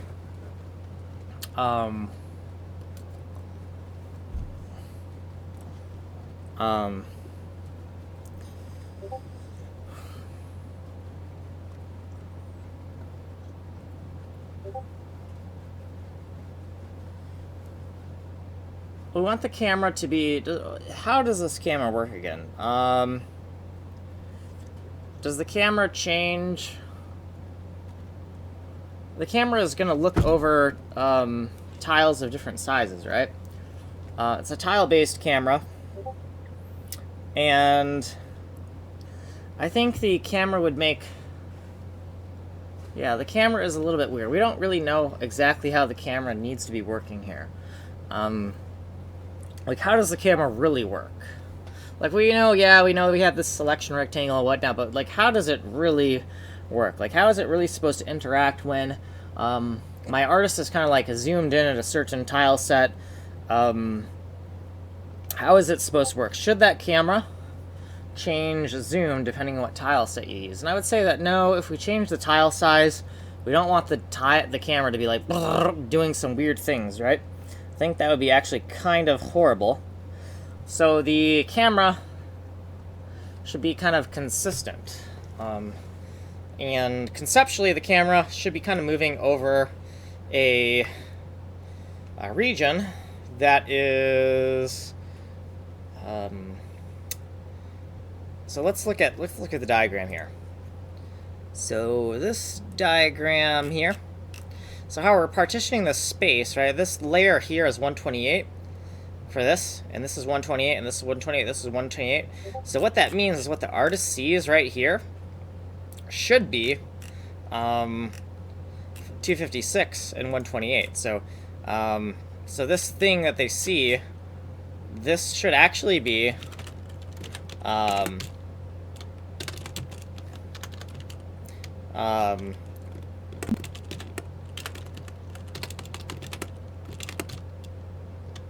that's not right. This should be the 256. So this should be 128.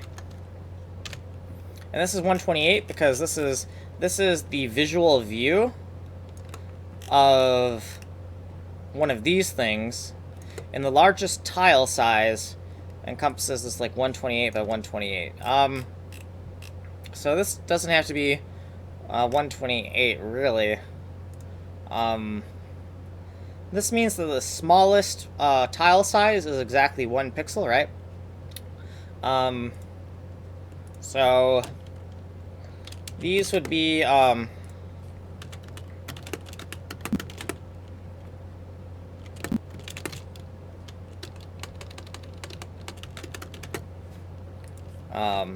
this is only when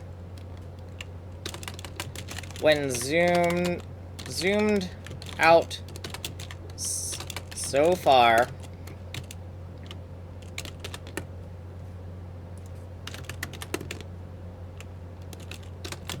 that the smallest tile size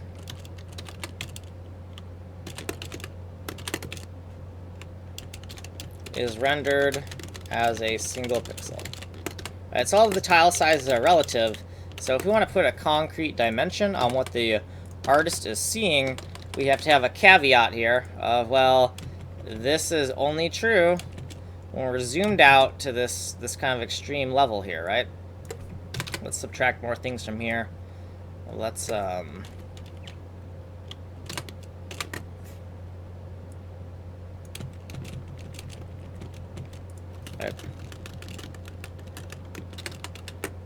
And let's do a little video ID of this, right? So, in case we want to know, have this described to us again, we'll do @vid_iid 0075, and the time is 3 hours, 11 minutes, and 22 seconds.